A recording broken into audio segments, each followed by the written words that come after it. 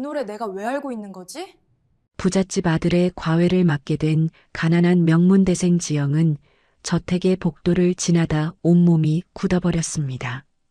반쯤 열린 문틈 사이로 사모님의 콧노래가 흘러나오고 있었던 거예요. 그 소리를 듣는 순간 심장이 멎는 듯 했어요. 가사도 없는 그 독특한 멜로디. 분명 처음 듣는 노래인데 머리가 아닌 몸이 먼저 반응했습니다. 마치 아주 오래전부터 알고 있었던 것처럼요. 대체 지영에게는 무슨 일이 있었던 걸까요? 사연 시작 전 구독과 좋아요를 눌러주시고 어디서 듣고 계신지 댓글 남겨주시면 그곳으로 행운이 가득 깃들기를 바라겠습니다. 오후 4시 대학교 앞 편의점 구석 자리였습니다. 22살의 지영은 컵라면에 뜨거운 물을 붓고 나서 전공 서적을 뒤적거렸어요. 화장기 없는 맨얼굴에 질질 끄는 낡은 운동화를 신고 있었죠. 오늘따라 유난히 가슴이 두근거렸습니다. 대학교 게시판에서 우연히 발견한 고액 과외 공고 때문이었어요. 평창동.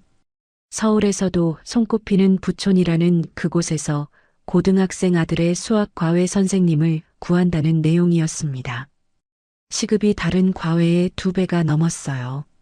지영은 떨리는 손으로 연락처를 눌렀고 운 좋게도 오늘 면접을 보게 되었죠. 지영은 가방 속을 뒤적여 접어둔 옷가지를 꺼냈습니다. 빳빳한 흰색 블라우스와 검정 구두. 할머니가 아침에 손수 다려주신 것이었죠. 지영은 그 옷을 보며 오전에 있었던 일을 떠올렸습니다.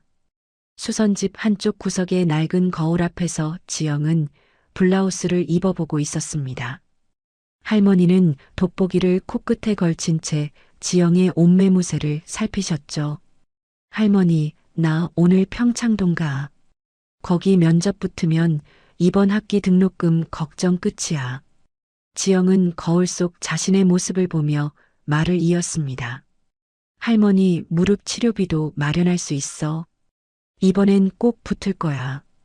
할머니는 미식렵 서랍에서 뭔가를 꺼내셨습니다. 꼬깃꼬깃 접힌 5만원권 한 장이었죠. 할머니의 투박한 손이 지영의 손바닥 위에 그 돈을 올려놓았습니다. 남의 집 가서 기죽지 마라. 할머니의 목소리는 낮았지만 단단했습니다. 우리 지영이처럼 귀한 애가 어디 있다고. 넌 누구 앞에서도 당당해도 돼. 할머니는 지영의 손을 꼭 잡아주셨습니다. 거칠고 갈라진 손이었지만 그 온기만큼은 세상 어떤 것보다 따뜻했어요. 지영은 그 손의 감촉을 기억하며 편의점 문을 나섰습니다. 평창동으로 가는 버스 안에서 지영은 창밖을 멍하니 바라보았습니다. 버스가 도심을 벗어나 점점 한적한 길로 접어들수록 풍경이 달라졌어요. 지영은 마른 침을 삼켰습니다. 자신이 사는 달동네와는 완전히 다른 세계였죠. 좁은 골목길 대신 넓은 도로가 펼쳐져 있었고 다닥다닥 붙은 낡은 집들 대신 한 채 한 채가 성처럼 버티고 서 있었습니다. 버스에서 내린 지영은 가파른 언덕길을 올랐습니다. 언덕 끝에 도착했을 때 지영은 그 자리에 우뚝 멈춰 섰어요. 떨리는 손으로 인터폰을 눌렀습니다. 잠시 후 기계음과 함께 육중한 철문이 소리 없이 열렸습니다. 정원을 지나 현관으로 가는 길이 아득하게 멀게 느껴졌습니다. 양옆으로 펼쳐진 잔디밭은 골프장처럼 완벽하게 다듬어져 있었고 군데군데 놓인 조각상들은 미술관에서나 볼 법한 것들이었죠. 현관문이 열리고 단정한 차림의 비서가 지영을 맞이했습니다. 비서의 안내를 따라 거실로 들어선 순간 지영은 숨이 멎는 것 같았습니다. 천장이 아찔하게 높았고 한쪽 벽면 전체가 통유리창으로 되어 있어서 정원에 초록빛이 쏟아져 들어왔어요. 거실 한가운데 놓인 소파에 한 남자가 앉아 있었습니다. 50대 중반쯤으로 보이는 그 남자는 서류에서 눈도 떼지 않은 채 물었습니다. 지영 학생? 네, 안녕하세요. 김지영입니다. 지영은 허리를 깊이 숙여 인사했습니다. 박 회장은 그제야 고개를 들어 지영을 위아래로 훑어보았습니다. 그의 눈빛은 차갑고 날카로웠어요. 마치 지영의 가치를 저울질하는 것 같은 시선이었죠. 하준이 녀석이 워낙 까칠해서 과외 선생들이 한 달을 못 버텨요. 박 회장은 서류를 탁자 위에 툭 내려놓으며 말했습니다. 지난 1년 동안 선생이 8명이나 바뀌었어요. 지영 학생은 뭐가 다르죠? 지영은 침을 꿀꺽 삼켰습니다. 심장이 쿵쾅거렸지만 할머니가 아침에 해주신 말씀이 떠올랐습니다. 기죽지 마라. 당당해도 된다. 지영은 고개를 똑바로 들고 대답했습니다. 저는 포기하지 않는 게 전문입니다. 박 회장의 눈썹이 미세하게 꿈틀했습니다. 지영은 말을 이었습니다. 제가 학비를 직접 벌어봐서 아는데요. 귀한 돈 주시는 만큼 하준이가 최소한 공부에 흥미라도 가질 수 있게 끝까지 붙어보겠습니다. 쉽게 포기 안 합니다. 지영의 눈빛은 소탈하면서도 단단했습니다. 박 회장은 잠시 지영을 바라보다가 고개를 끄덕였어요. 좋아요. 오늘 바로 수업 시작해보죠. 지영은 안도의 숨을 내쉬었습니다.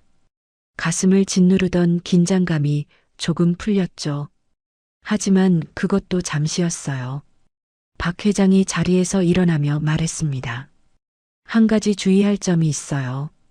그의 목소리가 갑자기 서늘해졌습니다. 지영은 본능적으로 등줄기가 서늘해지는 것을 느꼈어요. 내 서재는 공적인 업무를 보는 곳이라 외부인은 출입 금지입니다. 박 회장은 복도 끝을 턱으로 가리켰습니다. 묵직한 나무 문이 굳게 닫혀 있었어요. 하준이 녀석도 허락 없이는 못 들어오는 곳이니 지영 학생도 서재방만큼은 절대 들어가지 마시오. 그의 눈이 지영의 눈을 똑바로 응시했습니다. 알겠습니까? 그 한마디가 지영의 가슴에 못처럼 박혔습니다. 절대. 그 단어가 유난히 무겁게 느껴졌죠. 지영은 마른 침을 삼키며 고개를 끄덕였습니다. 네, 알겠습니다. 박 회장은 더 이상 말없이 거실을 나갔습니다. 지영은 굳게 닫힌 서재 문을 힐끗 바라보았죠. 왠지 모르게 그 문 뒤에 뭔가 거대한 비밀이 숨겨져 있을 것만 같은 느낌이 들었습니다. 하지만 지영은 그 생각을 떨쳐내며 고개를 저었습니다. 첫날부터 쓸데없는 상상을 하면 안 된다고 스스로를 다독였죠. 비서가 지영을 2층으로 안내했어요. 넓은 계단을 올라 긴 복도를 지나는 동안 지영은 이 집의 규모에 다시 한번 놀랐습니다. 그때였죠. 비서의 휴대폰이 울렸어요. 비서는 화면을 확인하더니 난감한 표정을 지었습니다. 죄송합니다. 급한 전화라 잠시만요. 하준 학생 방은 복도 끝 왼쪽입니다. 비서는 그렇게 말하고 급히 아래층으로 내려갔어요. 지영은 홀로 긴 복도에 남겨졌습니다. 정적이 흘렀습니다. 두꺼운 카펫 때문에 발소리조차 나지 않았죠. 지영은 천천히 복도를 걸었습니다. 그때였습니다. 반쯤 열린 문틈 사이로 아주 작은 소리가 흘러나왔습니다. 지영은 발걸음을 멈추었습니다. 누군가 노래를 흥얼거리고 있었습니다. 음조가 높지도 않았고 가사가 있는 것도 아니었습니다. 그저 하고 이어지는 나직한 콧노래였습니다. 그런데 그 멜로디의 박자가 묘했습니다. 한 박자씩 쉬어가는 아주 독특한 리듬이었죠. 지영은 그 자리에 얼어붙었습니다. 심장이 미친 듯이 뛰기 시작했어요. 쿵, 쿵, 쿵. 마치 가슴 안에서 북을 치는 것 같았죠. 머리로는 이해할 수 없었습니다. 처음 듣는 노래인데 왜 이렇게 온몸이 반응하는 걸까요? 손끝이 차가워졌습니다. 온몸에 소름이 돋았죠. 5살. 아주 먼 옛날 꿈속에서나 들었던 것 같은 소리였습니다. 누군가의 품 안에서 그 사람의 가슴에 귀를 대고 들었던 것 같은 진동. 귀가 아니라 온몸의 신경으로 느꼈던 그 미세한 떨림이 지금 이 순간 되살아나고 있었습니다. 지영은 자기도 모르게 가방끈을 꽉 움켜잡았습니다. 손가락이 하얗게 질릴 정도로 세게 쥐었어요. 왜 갑자기 눈물이 날 것 같지? 지영은 속으로 되뇌었습니다. 이 노래 어디서 들어본 것 같은데. 분명히 알아. 아는데 기억이 안 나. 지영은 홀린 듯 열린 문틈 쪽으로 고개를 돌렸습니다. 문 사이로 방 안의 모습이 어렴풋이 보였죠. 다도실인 것 같았어요.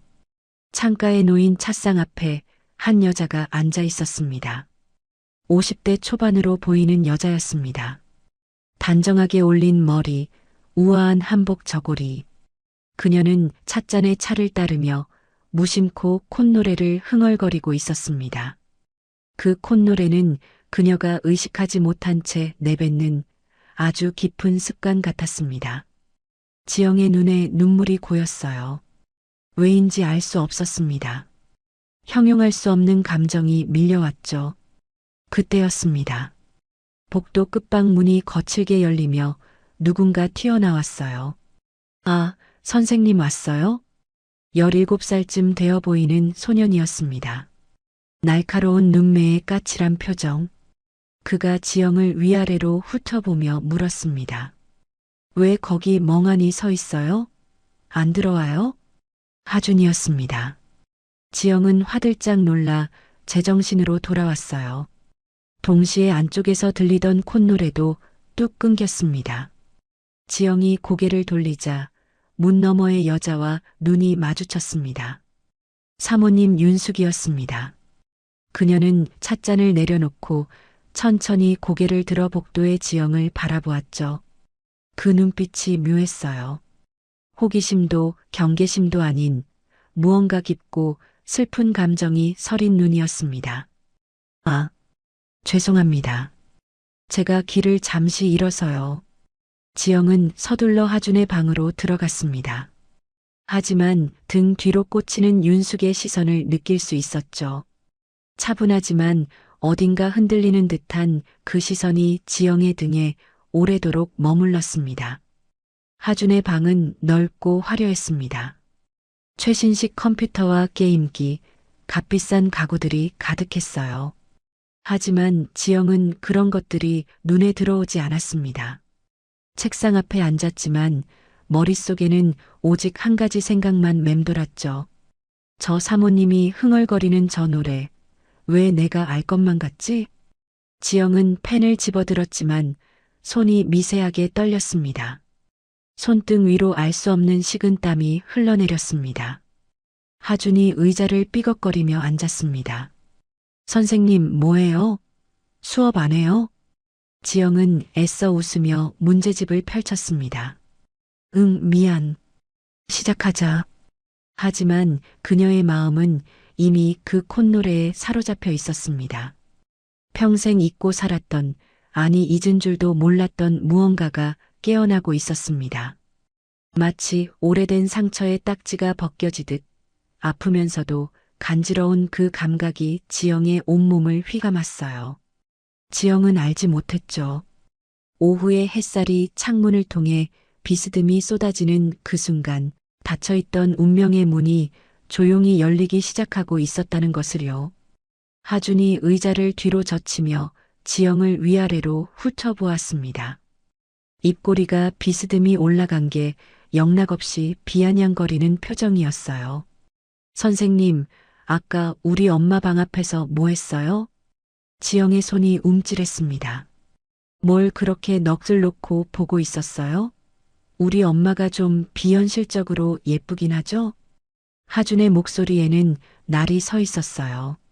처음 보는 과외 선생을 테스트하려는 듯한, 일부러 불편하게 만들려는 듯한 말투였습니다. 지영은 심호흡을 하며 애써 침착하게 대답했어요. 아니, 집이 워낙 커서 복도를 좀 헷갈렸어.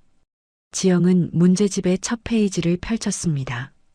하준은 여전히 팔짱을 낀 채 천장만 바라보고 있었어요. 하준아, 이 단원학교에서 어디까지 배웠어? 몰라요. 안 들었으니까. 그럼 처음부터 같이 해보자. 이건 말이야. 지영이 설명을 시작했지만 방 안의 공기가 자꾸만 어깨를 짓눌렀습니다. 이상한 기분이었어요. 묘하게 냉기가 도는 것 같았죠. 지영은 설명을 하면서 다시 한번 방 안을 둘러보았습니다. 부족한 것 하나 없는 방이었어요. 그런데 뭔가 이상했습니다. 어린 시절 흔적이 어디에도 없었습니다. 보통 이 나이 또래 아이들 방에는 어릴 때 받은 상장이나 트로피, 유치원 졸업사진 같은 게 하나쯤은 있기 마련이에요. 하다못해 어릴 때 좋아했던 캐릭터 인형이라도요. 그런데 하준의 방에는 그런 것들이 단 하나도 보이지 않았습니다. 마치 이 방의 주인에게 어린 시절이란 게 존재하지 않았던 것처럼요. 1시간이 금방 지나갔습니다. 오늘은 여기까지 하자. 다음 시간까지 이 부분 복습해와. 지영이 문제집을 덮자 하준이 처음으로 지영의 얼굴을 똑바로 쳐다보았어요. 선생님, 또 올 거예요? 그 질문에는 아까의 비아냥이 없었습니다. 오히려 뭔가를 확인하려는 듯한 조심스러운 눈빛이었죠. 지영은 웃으며 대답했어요. 당연하지. 나 쉽게 포기 안 해. 하준의 입꼬리가 아주 미세하게, 정말 미세하게 올라갔습니다. 그건 분명 웃음이었어요. 아주 짧았지만요. 지영이 방문을 열고 나오자 복도 끝 대기석에 누군가 앉아 있었습니다. 윤숙이었어요. 아까 다도실에서 콧노래를 흥얼거리던 그 사모님이 단정한 자세로 지영을 기다리고 있었던 거죠. 어머, 선생님. 윤숙이 자리에서 일어나며 정갈한 미소를 지었습니다. 아까 복도에서 보았던 그 슬픈 눈빛은 온데간데 없었어요. 마치 다른 사람처럼 차분하고 우아한 모습이었습니다. 첫 수업인데 고생 많았어요. 잠시 차 한잔하고 갈래요? 지영은 사양하려다가 입을 다물었습니다. 왠지 이 사람과 더 이야기하고 싶었어요. 아까 그 콧노래의 정체가 궁금하기도 했고 이 집의 감도는 묘한 분위기의 이유도 알고 싶었죠. 네, 감사합니다. 윤숙의 뒤를 따라 1층 거실로 내려왔습니다. 윤숙은 직접 찻잔에 차를 따랐어요. 연한 녹차 향기가 거실에 퍼졌습니다. 앉아요. 윤숙이 소파를 가리켰습니다. 지영은 조심스럽게 소파 끝에 걸터 앉았어요. 가까이서 본 윤숙의 얼굴은 아까 복도에서 본 옆모습보다 훨씬 더 창백했습니다. 화장을 곱게 했지만 그 아래로 짙은 피로가 비쳐 보였죠. 윤숙이 찻잔을 건네며 지영의 손을 물끄러미 바라보았습니다. 지영 선생님은 부모님하고 사이가 좋은가 봐요. 뜬금없는 질문이었어요. 지영은 찻잔을 받아들며 고개를 갸웃했습니다. 네, 왜요? 손이 아주 따뜻해 보여요. 사랑받고 자란 사람 손은 달라요. 윤숙의 목소리에는 알 수 없는 그리움이 묻어 있었습니다. 지영은 문득 자신의 거친 손등이 부끄러워졌어요. 설거지하고 빨래하고 할머니 일 도우면서 트고 갈라진 손이었죠. 지영은 얼른 찻잔을 감싸쥐며 손등을 가렸습니다. 아, 전 부모님은 안 계시고요. 할머니랑 둘이 살아요. 아, 그렇구나. 윤숙의 눈빛이 미세하게 흔들렸습니다. 할머니가 수선일을 하셔서 손이 늘 따뜻하세요. 저도 어릴 때부터 할머니 손잡고 자서 그런가 봐요. 지영은 웃으며 대답했지만 윤숙은 웃지 않았어요. 그 모습이 왠지 쓸쓸해 보였죠. 어색한 침묵이 흘렀습니다. 지영은 할 말을 찾으려 자연스럽게 거실 벽면을 둘러보았어요. 그런데 이상한 점을 발견했습니다. 이 정도로 큰 저택이라면 보통 가족사진 한두 장쯤은 걸려있기 마련이에요. 거실 벽면에 아이의 돌잔치 사진이나 졸업식 사진, 가족여행 사진 같은 것들이요. 그런데 이 집 거실에는 그런 게 하나도 없었습니다. 사방이 값비싼 그림과 추상적인 조각상 뿐이었어요. 지영은 참지 못하고 물었습니다. 사모님, 근데 하준이가 어릴 때 사진이나 가족 사진은 없네요? 보통 거실에 하나쯤은 걸어두시던데. 그 순간이었습니다. 거실의 공기가 순식간에 얼어붙었어요.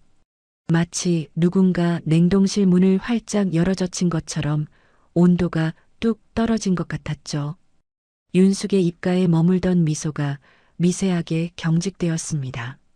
찻잔을 든 손가락에 힘이 들어가 손등에 핏줄이 비쳤어요. 우리 집엔 과거 사진이 별로 없어요. 윤숙의 목소리가 한 톤 낮아졌습니다. 그저 앞만 보고 사느라. 옛날 것은 다 정리했거든요. 지영은 윤숙의 표정을 살폈습니다. 무표정했지만 그 무표정함이 오히려 뭔가를 숨기고 있다는 걸 말해주는 것 같았어요. 윤숙은 찻잔 속의 찬물만 멍하니 바라보았습니다. 그 모습이 마치 거대한 유리 성 안에 갇힌 채 과거를 통째로 도려낸 사람처럼 보였죠. 지영은 더 이상 묻지 않았습니다. 물으면 안 될 것 같았어요. 차 맛있게 마셨습니다. 저 이만 일어나 볼게요. 지영이 자리에서 일어나려는 순간 윤숙의 하얀 실크 블라우스 소매가 눈에 들어왔습니다. 소매 끝에 실밥 하나가 길게 빠져나와 있었어요. 수선집 손녀로 자란 지영에게는 그런 게 눈에 확 띄었습니다. 지영은 무의식적으로 손을 뻗었어요. 사모님, 소매에 실밥이 붙었네요. 제가 떼드릴게요. 하지만 지영의 손가락이 소매에 닿기도 전이었습니다. 아! 윤숙이 비명에 가까운 소리를 지르며 몸을 뒤로 확 뺐어요. 윤숙의 얼굴이 순식간에 하얗게 질렸죠. 지영은 그 자리에 얼어붙었어요. 손을 뻗은 자세 그대로 멈춰버렸죠. 미안해요.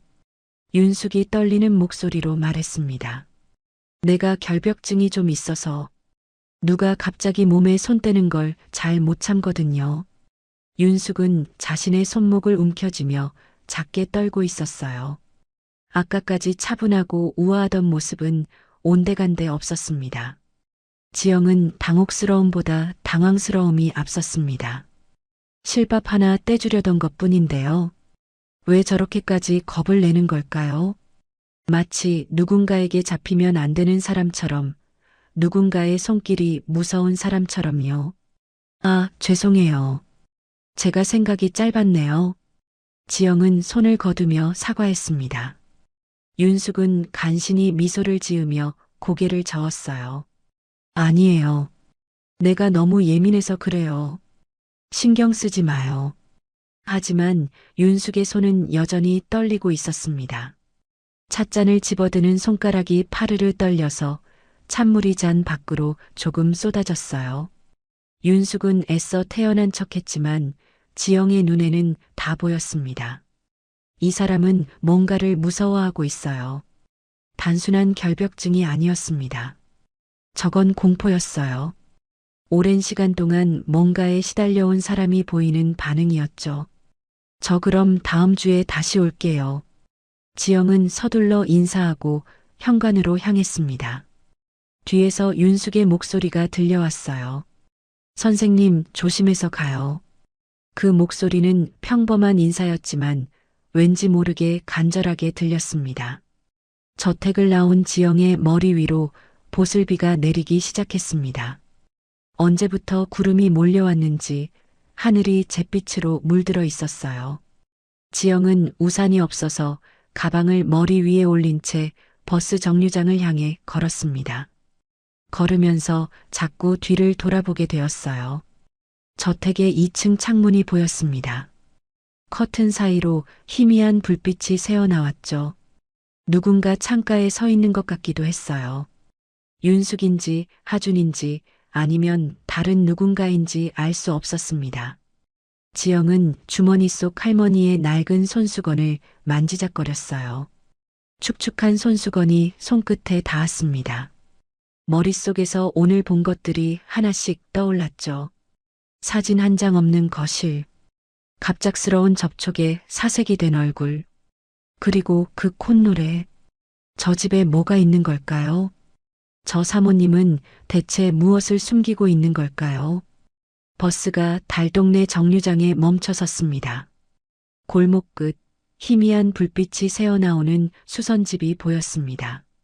할머니가 아직 미싱 앞에 앉아 계신 거였어요. 지영은 발걸음을 재촉했습니다. 골목 끝 수선집 문을 열자 익숙한 소리가 지영을 맞이했습니다. 드르륵, 드르륵. 할머니의 미싱 소리였어요. 늦은 밤인데도 75살의 할머니는 돋보기를 코끝에 걸친 채 미싱 앞에 앉아 계셨습니다. 굽은 등, 주름진 손, 하얗게 센 머리카락. 형광등 불빛 아래서 바느질감에 집중하는 모습이 왠지 모르게 쓸쓸해 보였어요. 할머니, 나왔어. 지영이 할머니의 굽은 등 뒤로 다가가 가만히 얼굴을 부볐습니다. 할머니가 미싱을 멈추고 돌아보았어요. 비에 젖은 지영의 모습을 보더니 눈이 휘둥그레졌습니다. 어휴, 이게 무슨 꼴이야. 비를 다 맞고 왔어? 할머니가 허둥지둥 일어나 마른 수건을 가져왔어요. 그리고 지영의 젖은 머리카락을 정성껏 닦아주었습니다. 투박하지만 따뜻한 손길이었죠. 우리 강아지 고생 많았지? 면접은 잘 봤어? 응, 붙었어. 오늘부터 바로 수업했어. 정말? 할머니의 주름진 얼굴에 환한 웃음이 번졌습니다.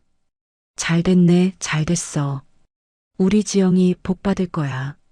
할머니는 부엌에서 사과 한 알을 가져와 깎기 시작했습니다. 지영은 작은 식탁에 앉아 할머니가 깎아주는 사과를 받아들었습니다. 한입 베어 무늬 달콤한 즙이 입안에 퍼졌어요. 익숙한 맛, 익숙한 공간, 익숙한 사람. 평창동 저택에서 느꼈던 그 묘한 긴장감이 스르르 풀려나갔습니다. 그 집은 어땠어? 사람들은 괜찮던? 할머니가 물었어요. 지영은 사과를 씹으며 오늘 있었던 일들을 떠올렸습니다. 집이 엄청 커. 우리 집 밖에는 들어갈 것 같아. 그렇게나? 응. 근데 좀 이상해. 이상해? 뭐가? 지영은 잠시 망설이다가 입을 열었어요. 그 집 사모님 있잖아. 근데 그 사모님이 흥얼거리는 노래가 있었거든. 할머니는 여전히 사과를 깎으며 듣고 있었습니다. 근데 그 노래가 왠지 너무 익숙했어. 익숙했어? 응. 처음 듣는 노랜데 가슴이 막 저릿한 거야. 지영은 가슴에 손을 얹으며 말을 이었어요.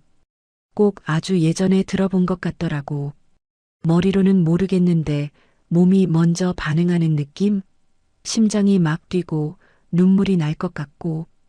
할머니의 손이 멈췄습니다. 사과를 깎던 과도가 허공에서 정지했어요. 할머니의 눈빛이 순간적으로 굳어졌습니다. 하지만 그건 아주 짧은 순간이었고 지영은 사과를 먹느라 그 변화를 알아채지 못했죠. 할머니, 나 어릴 때 이런 노래 들어본 적 있어? 지영이 고개를 갸웃하며 물었어요. 혹시 잃어버린 엄마가 불러줬던 건가? 5살 전에? 할머니의 손가락에 힘이 들어갔습니다. 과도를 쥔 손등에 핏줄이 비쳤어요. 할머니는 애써 표정을 감추며 다시 사과를 깎기 시작했습니다. 하지만 아까와 달리 손놀림이 어딘가 어색했어요. 껍질이 두껍게 깎이더니 결국 중간에서 뚝 끊어져 버렸죠. 글쎄다. 할머니의 목소리가 평소보다 한 톤 낮아졌습니다. 어릴 땐 원래 노래를 많이 듣고 자라서 그런 거 아니겠니? 텔레비전에서도 나오고 라디오에서도 나오고 비슷한 노래가 얼마나 많은데. 할머니는 지영의 손을 꼭 잡았어요. 거칠고 갈라진 손이었지만 그 안에 담긴 힘이 평소보다 강했습니다. 너무 신경 쓰지 마. 그냥 우연이야. 지영은 고개를 끄덕였어요. 할머니가 그렇다면 그런 거겠죠. 그래, 그런가 보다. 내가 괜히 예민했나 봐. 지영은 남은 사과를 입에 털어넣으며 자리에서 일어났습니다. 나 씻고 올게. 비 맞아서 찝찝해. 지영이 좁은 욕실로 들어가고 문이 닫혔습니다. 곧 물소리가 들려왔어요. 할머니는 그제야 손에 쥐고 있던 과도를 내려놓았습니다. 손이 떨리고 있었어요. 할머니는 지영이 벗어놓은 블라우스를 집어들었습니다. 빗물에 젖어서 축축한 옷이었죠. 할머니는 그 블라우스를 무릎 위에 올려놓고 한참 동안 아무 말도 하지 못했어요. 평소 인자하던 할머니의 얼굴에 짙은 그늘이 드리워져 있었습니다. 눈가의 주름이 더 깊어 보였고 입술이 파르르 떨렸어요. 할머니는 차마 욕실 쪽을 쳐다보지 못한 채 멍하니 멈춰버린 미싱 바늘만 바라보았습니다. 잠시 후 욕실 문이 열리고 지영이 나왔습니다. 머리에 수건을 두르고 편한 잠옷으로 갈아입은 모습이었죠. 할머니, 나 졸려. 먼저 잘게. 그래, 자라. 많이 피곤하지? 할머니가 애써 웃으며 대답했어요. 지영은 이불 속으로 파고들며 눈을 감았습니다. 할머니도 빨리 자. 미싱 너무 오래 하면 눈 나빠져. 알았어, 알았어. 할머니가 지영의 이불을 여며주었습니다. 지영은 금방 깊은 잠에 빠져들었어요. 고른 숨소리가 좁은 방 안에 퍼졌습니다. 하지만 할머니는 잠들지 않았어요. 지영의 숨소리가 깊어진 것을 확인하고 할머니가 조용히 자리에서 일어났습니다. 발소리를 죽이며 벽장 앞으로 다가갔어요. 벽장 문을 열자 낡은 이불보와 옷가지들이 빽빽하게 쌓여 있었습니다. 할머니는 그것들을 조심스럽게 옆으로 밀어내고 벽장 가장 깊숙한 곳에 손을 뻗었어요. 손끝에 뭔가가 닿았습니다. 낡은 나무 괴짝이었어요. 모서리가 닳고 금속 장식에 녹이 쓴 오래된 괴짝. 할머니는 지영이 깰까봐 뒤를 힐끗 돌아보았습니다. 지영은 여전히 곤히 잠들어 있었어요. 할머니는 떨리는 손으로 괴짝 뚜껑을 열었습니다. 괴짝 안에는 종이에 겹겹이 쌓인 무언가가 들어 있었어요. 할머니는 조심스러운 손길로 종이를 벗겨냈습니다. 아주 작은 꽃무늬 원피스였어요. 5살짜리 아이가 입을 만한 크기. 색이 바래고 천이 삭아서 낡았지만 할머니는 그 옷을 마치 보물처럼 어루만졌습니다. 투박한 손가락이 꽃무늬 위를 천천히 쓸어내렸어요. 할머니의 눈에 눈물이 고였습니다. 입술을 꽉 깨물었지만 눈물은 멈추지 않았어요. 주름진 볼을 타고 눈물이 흘러내렸습니다. 할머니는 소리를 내지 않으려고 필사적으로 참았어요. 지영이가 깨면 안 되니까요. 한참을 그렇게 옷을 쓰다듬던 할머니가 이내 마음을 다잡았습니다. 눈물을 손등으로 훔치고 작은 원피스를 다시 종이로 감쌌어요. 괴짝 안에 넣고 뚜껑을 닫고 벽장 깊숙이 밀어 넣었습니다. 그리고 잠든 지영의 머리맡으로 다가갔어요. 할머니는 아이의 얼굴을 한참 동안 내려다보았습니다. 잠결에 미소를 짓고 있는 편안한 얼굴. 할머니는 투박한 손으로 지영의 이마를 쓸어내렸어요. 지영이가 오늘 던진 그 질문이 자꾸 귓가에 맴돌았습니다. 혹시 엄마가 불러줬던 건가? 할머니의 가슴이 쿵 내려앉았어요. 이 아이가 상처받으면 어떡하지? 그런 생각에 잠을 이룰 수가 없었습니다. 할머니의 입술 사이로 나직한 한숨이 새어나왔어요. 잘 자라, 우리 강아지. 할머니가 떨리는 목소리로 속삭였습니다. 투박한 손으로 지영의 이마를 쓸어내리며 이 아이가 절대로 상처받지 않기를 빌고 또 빌었습니다. 며칠 뒤 지영은 다시 평창동 저택을 찾았습니다. 버스에서 내려 언덕길을 오르는 내내 마음이 무거웠어요. 며칠 전 들었던 그 콧노래가 아직도 귓가에 맴돌았거든요. 할머니는 그냥 우연이라고 했지만 지영의 가슴 한구석에서는 뭔가 찜찜한 기분이 가시지 않았습니다. 육중한 대문이 열리고 지영은 익숙해진 정원길을 걸어 현관으로 향했어요. 비서가 지영을 맞이하며 2층으로 안내했습니다. 오늘 하준 학생이 좀 컨디션이 안 좋으세요. 비서가 조심스럽게 말했어요. 지영은 고개를 갸웃했습니다. 무슨 일 있어요? 아, 아닙니다. 그냥 수업 잘 부탁드려요. 비서는 말끝을 흐리며 아래층으로 내려갔습니다. 지영은 혼자 긴 복도를 걸었어요. 두꺼운 카펫이 발소리를 삼켰습니다. 하준의 방 앞에 거의 다다랐을 때였습니다. 굳게 닫힌 문틈 사이로 무언가 새어나왔어요. 목소리였습니다.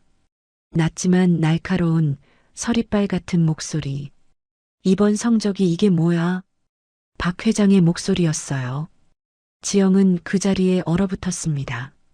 내가 너한테 쏟아붓는 돈이 얼마인데 고작 이따위 결과를 가져와? 문 너머로 박 회장의 고함이 이어졌습니다.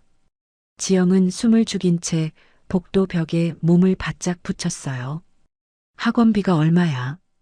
과외비가 얼마고? 한 달에 1,000만 원이 넘는 돈을 쏟아붓는데 겨우 이거야? 퍽! 무언가가 바닥에 내동댕이 쳐지는 소리가 들렸어요. 책인지 가방인지 묵직한 것이 떨어지는 둔탁한 소리였습니다. 넌 우리 집안을 이끌어야 할 놈이야. 정신 안 차려. 박 회장의 목소리가 절정에 달했습니다. 지영은 심장이 쪼그라드는 것 같았어요. 저렇게 차갑고 날카로운 목소리로 아이를 몰아세우다니. 잠시 정적이 흘렀습니다. 그리고 문이 벌컥 열렸어요. 지영은 재빨리 복도 모퉁이 뒤로 몸을 숨겼습니다. 심장이 터질 것처럼 뛰었어요. 박 회장이 붉어진 얼굴로 방을 나왔습니다. 눈이 충혈되어 있었고 턱 근육이 단단하게 굳어 있었죠. 박 회장은 지영이 숨어 있는 쪽을 보지도 않고 성큼성큼 복도를 지나갔습니다. 구두 소리가 계단을 내려가며 점점 멀어졌어요.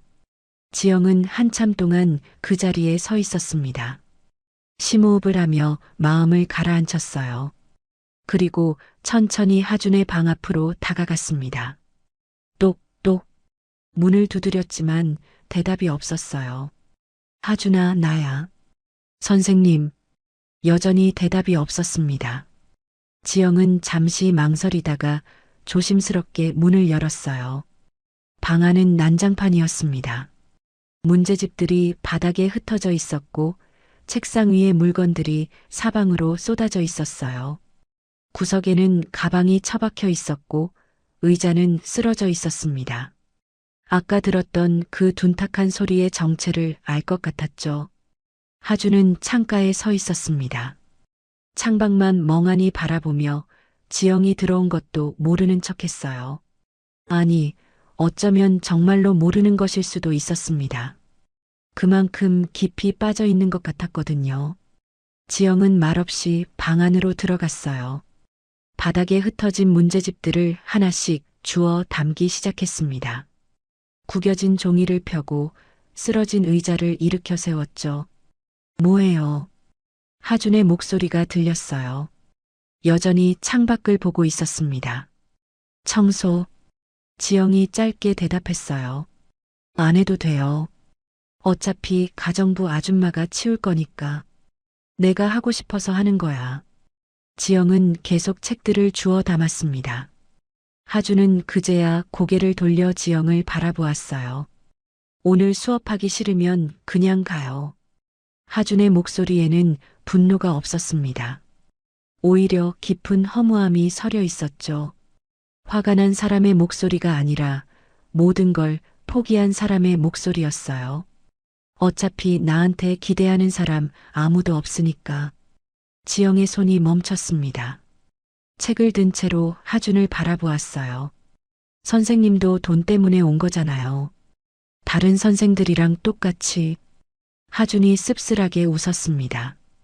한 달만 버티면 돼요. 그러면 잘리든 그만두든 상관없을 거 아니에요. 지영은 대답하지 않았어요. 대신 주워 담은 책들을 책상 위에 올려놓고 하준의 책상 앞에 앉았습니다. 의자를 끌어당겨 자리를 잡았죠. 하준이 의아한 표정으로 지영을 바라보았어요. 뭐해요? 가라니까. 수업하려고. 방금 하기 싫다고 했잖아요. 내가 싫다고 했지. 내가 싫다고 한 적 없어. 지영이 문제집을 펼쳤습니다. 하준은 어이없다는 듯 코웃음을 쳤어요. 진짜 이상한 사람이네. 하지만 하준은 창가에서 움직이지 않았습니다. 여전히 창밖을 바라보고 있었죠. 지영은 문제집을 펼친 채로 하준의 시선을 따라 창밖을 바라보았어요. 저 아래 정원이 보였습니다. 넓은 잔디밭, 가지런히 다듬어진 나무들, 그리고 정원 한가운데 놓인 벤치. 그 벤치에 누군가 앉아 있었어요.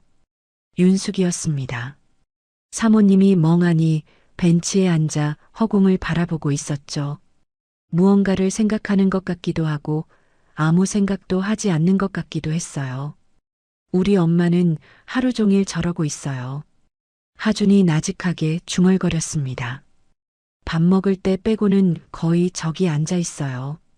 아니면 2층 다도실에서 차 마시거나. 지영은 말없이 듣고 있었어요. 나를 보고 있어도 내가 아니라 딴 사람을 보고 있는 것 같다니까요. 하준의 목소리가 떨렸습니다. 어릴 때부터 그랬어요. 엄마가 나를 볼 때, 뭐랄까, 눈은 나를 보는데 마음은 다른 데 있는 느낌? 항상 나를 뚫고 다른 뭔가를 보는 것 같았어요. 지영은 가슴이 먹먹해졌어요. 17살 소년이 하기엔 너무 무거운 말이었습니다. 아빠는 아빠대로 나를 후계자로만 봐요. 아들이 아니라 회사 물려줄 도구로요. 하준이 창문에 이마를 기댔습니다. 난 이 집에서 그냥 박 회장의 후계자로 길러지는 로봇일 뿐이에요. 성적 잘 받고 좋은 대학 가고 회사 물려받고 그게 내 인생의 전부예요. 하준의 눈가가 붉어졌어요. 하지만 울지는 않았습니다. 아마 울기엔 너무 많이 상처받아서 이제는 눈물도 안 나오는 것 같았죠. 지영은 그런 하준을 바라보며 가슴이 저렸습니다. 부모의 전폭적인 지원을 받으면서도 정작 진짜 사랑에는 굶주린 소년. 넘치도록 가진 것 같으면서도 정작 가장 중요한 건 텅 비어 있는 아이. 화려한 저택 안에서 외로움에 시달리는 17살. 지영은 조용히 입을 열었어요. 하준아. 하준은 대답하지 않았습니다. 나도 부모님 얼굴 몰라. 하준이 고개를 돌렸어요. 처음으로 지영의 눈을 똑바로 바라보았습니다. 5살 때 잃어버렸거든. 그 뒤로 할머니가 키워주셨어. 지영은 담담하게 말했어요. 부모님이 어떤 사람인지, 왜 나를 잃어버렸는지, 아직도 살아계신지. 아무것도 몰라. 하준의 눈빛이 흔들렸습니다. 그래서 내 마음 조금은 알 것 같아. 마음 둘 곳이 없는 느낌. 내가 여기 있는데 아무도 나를 안 보는 것 같은 느낌. 지영이 하준의 눈을 똑바로 바라보았어요. 근데 있잖아, 하준아. 하준은 말없이 듣고 있었습니다. 부모님이 널 어떻게 보든 그건 부모님 사정이야. 지영의 목소리가 단호해졌어요. 근데 너까지 너 자신을 그렇게 대하면 안 되는 거잖아. 하준의 눈이 커졌습니다. 로봇이 되기 싫으면 내가 내 인생을 증명해. 공부가 싫으면 다른 거라도 해보던가. 음악이든 운동이든 그림이든. 내가 진짜 좋아하는 게 뭔지 찾아봐. 지영이 책상을 손가락으로 톡톡 두드렸어요. 이렇게 멍하니 창밖만 보고 있는 건 너무 아깝지 않아? 넌 17살이야. 뭐든 할 수 있는 나이라고. 하주는 당황한 듯 입을 다물었습니다. 평소에 만났던 과외 선생들은 다 비슷했거든요. 돈만 보고 비위 맞추고 하준이 공부 안 해도 대충 넘어가고 한 달 버티다 그만두고 그런 선생들만 봐왔는데 지영은 달랐습니다. 돈 때문에 왔으면서 돈 얘기는 안 하고 공부하기 싫다는데 억지로 시키려 하고 심지어 이렇게 직접적으로 일침을 놓는 사람은 처음이었어요. 선생님 좀 이상해요. 하준이 작게 중얼거렸습니다. 다른 선생들은 다 내 비위 맞춰줬거든요. 공부하기 싫으면 안 해도 된다. 힘들면 쉬어라. 그런 말만 했어요. 그래서 다 한 달 만에 잘렸잖아. 지영이 웃으며 대답했어요. 난 안 잘릴 거야. 끝까지 붙어 있을 거니까 각오해. 하준의 입꼬리가 미세하게 올라갔습니다. 웃음이라고 하기엔 너무 작았지만 분명히 웃음이었어요. 지영이 문제집을 하준 앞으로 밀었습니다. 자, 이제 수업하자. 오늘 여기서부터 할 거야. 하준은 잠시 문제집을 내려다보았어요. 그리고 한숨을 쉬며 창가에서 걸어왔습니다. 쓰러져 있던 의자를 일으켜 세우고 책상 앞에 앉았죠. 진짜 이상한 사람. 하준이 중얼거리며 펜을 집어들었습니다. 지영은 웃으며 문제를 설명하기 시작했어요. 하준은 마지못해 듣는 척했지만 아까보다는 훨씬 집중하는 눈빛이었습니다. 수업이 끝나갈 무렵이었어요. 지영은 문제를 푸는 하준의 옆모습을 바라보았습니다. 찡그린 눈썹, 깨문 입술, 펜을 꼭 쥔 손가락. 까칠하고 냉소적인 겉모습 뒤에 숨겨진 사랑받고 싶어하는 17살 소년의 얼굴이 보였어요. 화려한 저택에서 외로운 소년. 낡은 수선집에서 고단하지만 사랑받는 소녀. 겉모습은 극과 극이었지만 지영은 의외로 하준에게 묘한 동질감을 느꼈습니다. 나도 내 부모가 누군지 모르고 얘도 부모 곁에 있으면서 진짜 사랑을 갈구하고 우리 둘 다 마음 둘 곳 없는 처지는 매한가지구나. 지영은 창밖을 바라보았어요. 정원의 벤치에는 여전히 윤숙이 앉아 있었습니다. 멍하니 허공을 바라보는 모습이 며칠 전 처음 만났을 때와 똑같았죠. 역시 이 집에는 뭔가 있어요. 지영은 직감했습니다. 하준이 저렇게 삐뚤어진 이유, 윤숙이 저렇게 공허한 눈을 하고 있는 이유, 박 회장이 저렇게 차가운 이유. 그 모든 것의 뿌리에 뭔가 거대한 비밀이 숨겨져 있을 것 같았어요. 선생님, 다 풀었어요. 하준의 목소리에 지영은 생각에서 깨어났습니다. 어디 봐. 지영이 하준의 문제집을 확인했어요. 틀린 문제가 몇 개 있었지만 처음보다 훨씬 나아졌습니다. 잘했어. 다음 시간까지 여기 복습해와. 지영이 문제집을 덮으며 말했어요. 하준은 고개를 끄덕였습니다. 선생님, 지영이 가방을 챙기려는데 하준이 불렀어요. 왜? 그냥 오늘 고마웠어요. 하준이 고개를 숙인 채 작게 말했습니다. 귀끝이 살짝 빨개져 있었어요. 지영은 웃으며 대답했습니다. 다음 주에 또 올게. 도망가지 마. 하준이 피식 웃었어요. 처음으로 제대로 된 웃음을 보여준 거였습니다. 저택을 나서며 지영은 다시 한번 정원을 바라보았어요. 윤숙은 여전히 벤치에 앉아 있었습니다.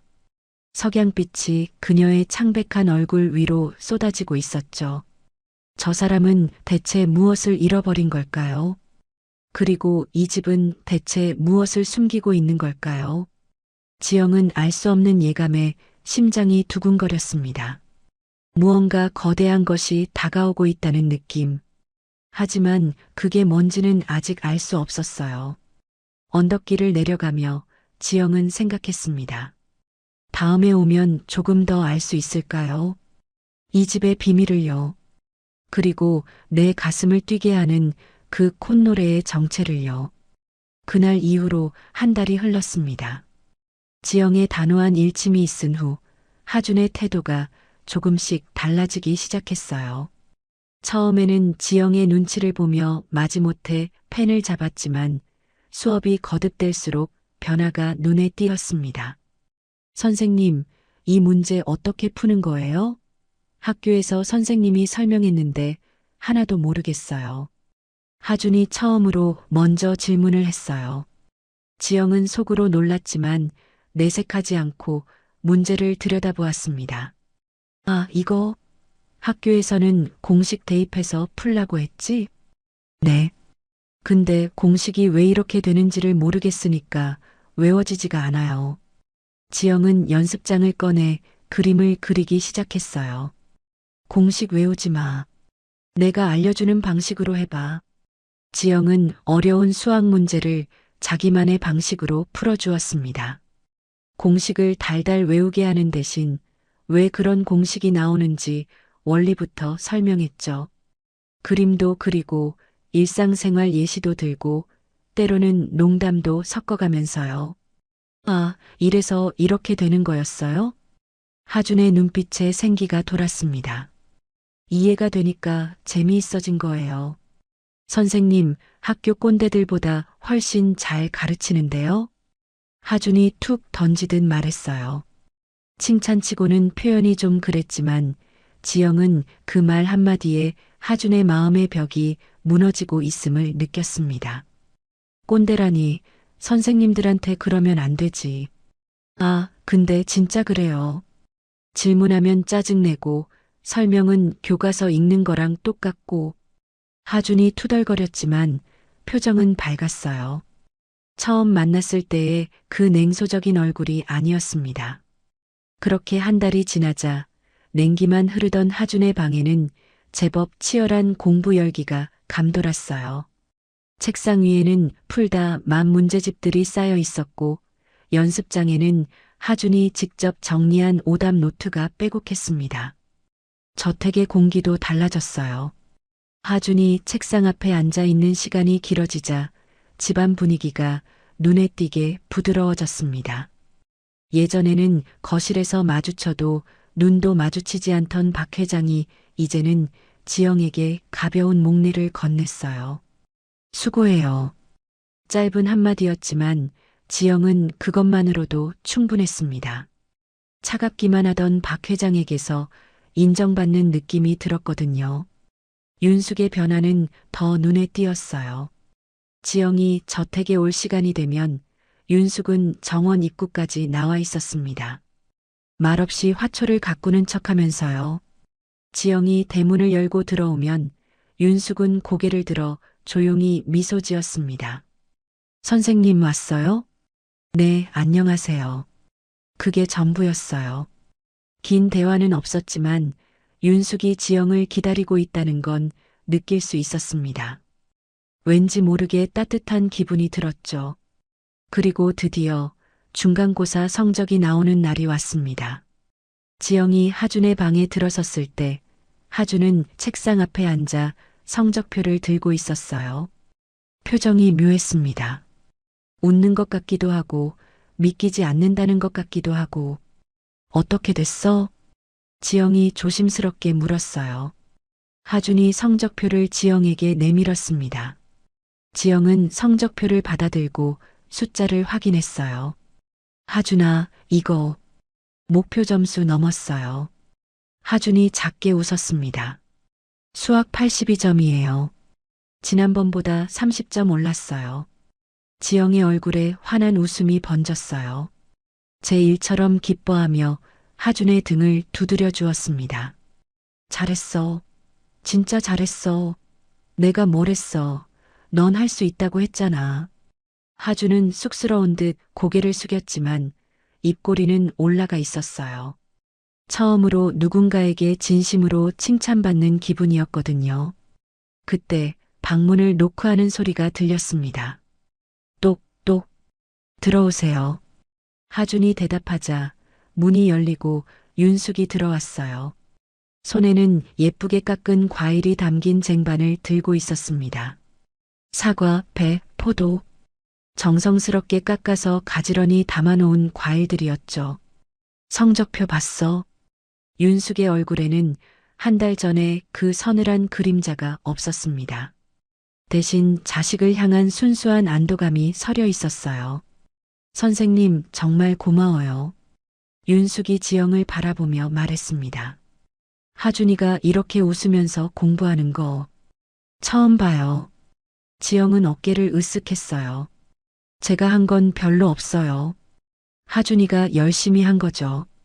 아니에요. 선생님 오고 나서 하준이가 많이 달라졌어요. 밥도 잘 먹고 말도 많아지고. 윤숙은 쟁반을 책상 위에 내려놓았습니다.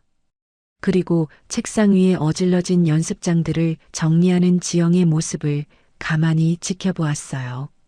지영은 연습장을 모아서 가지런히 쌓고 펜을 필통에 넣고 떨어진 지우개 가루를 치우려 고개를 숙였습니다. 그때였어요. 윤숙이 지영의 어깨 위로 흘러내린 머리카락을 조심스레 넘겨주었습니다. 공부 가르치느라 머리가 다 내려온 줄도 몰랐네요. 아주 자연스럽고 포근한 손길이었어요. 지영은 그 손길에 몸이 굳었습니다. 지난번에 실밥을 떼려고 했을 때 윤숙이 얼마나 놀라며 몸을 뺐는지 기억났거든요. 그때는 결벽증이라며 누가 몸에 손 떼는 걸 못 참는다고 했는데 지금은 정반대였어요. 그런데 그 순간이었습니다. 윤숙의 소매 끝에서 훅 하고 향기가 끼쳐왔어요. 샴푸 향기였습니다.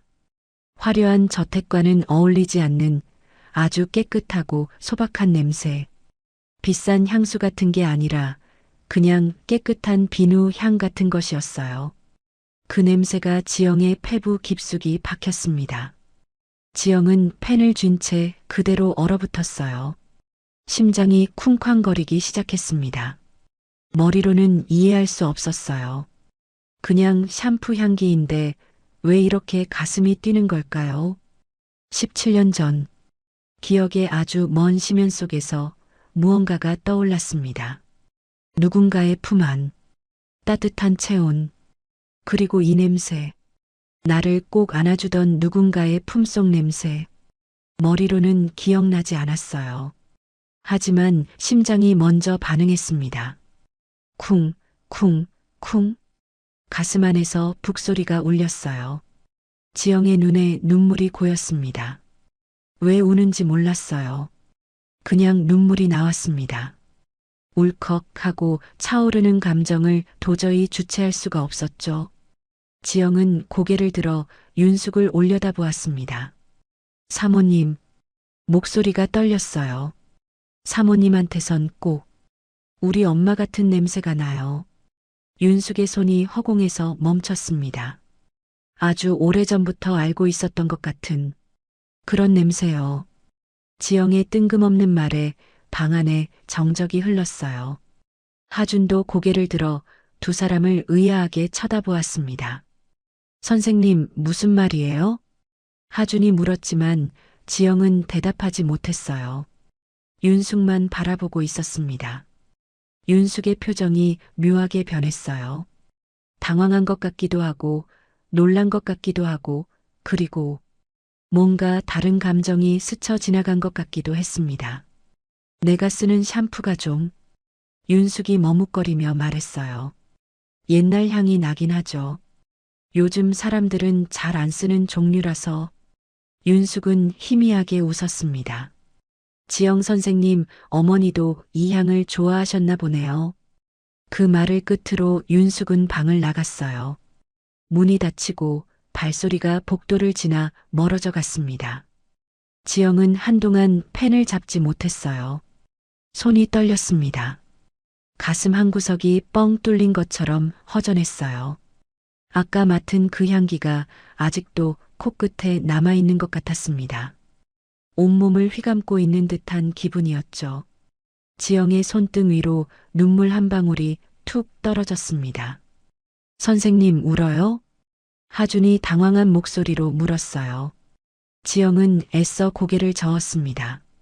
아니, 아니야. 그냥 눈에 뭐가 들어갔나 봐. 지영은 손등으로 눈물을 훔쳤어요. 하지만 눈물은 자꾸만 흘러내렸습니다. 선생님, 왜 그래요? 우리 엄마가 뭐 어쨌어요? 하준이 걱정스러운 표정으로 물었지만 지영은 대답할 수 없었어요. 자신도 왜 이러는지 모르겠으니까요. 과연 우연일까요?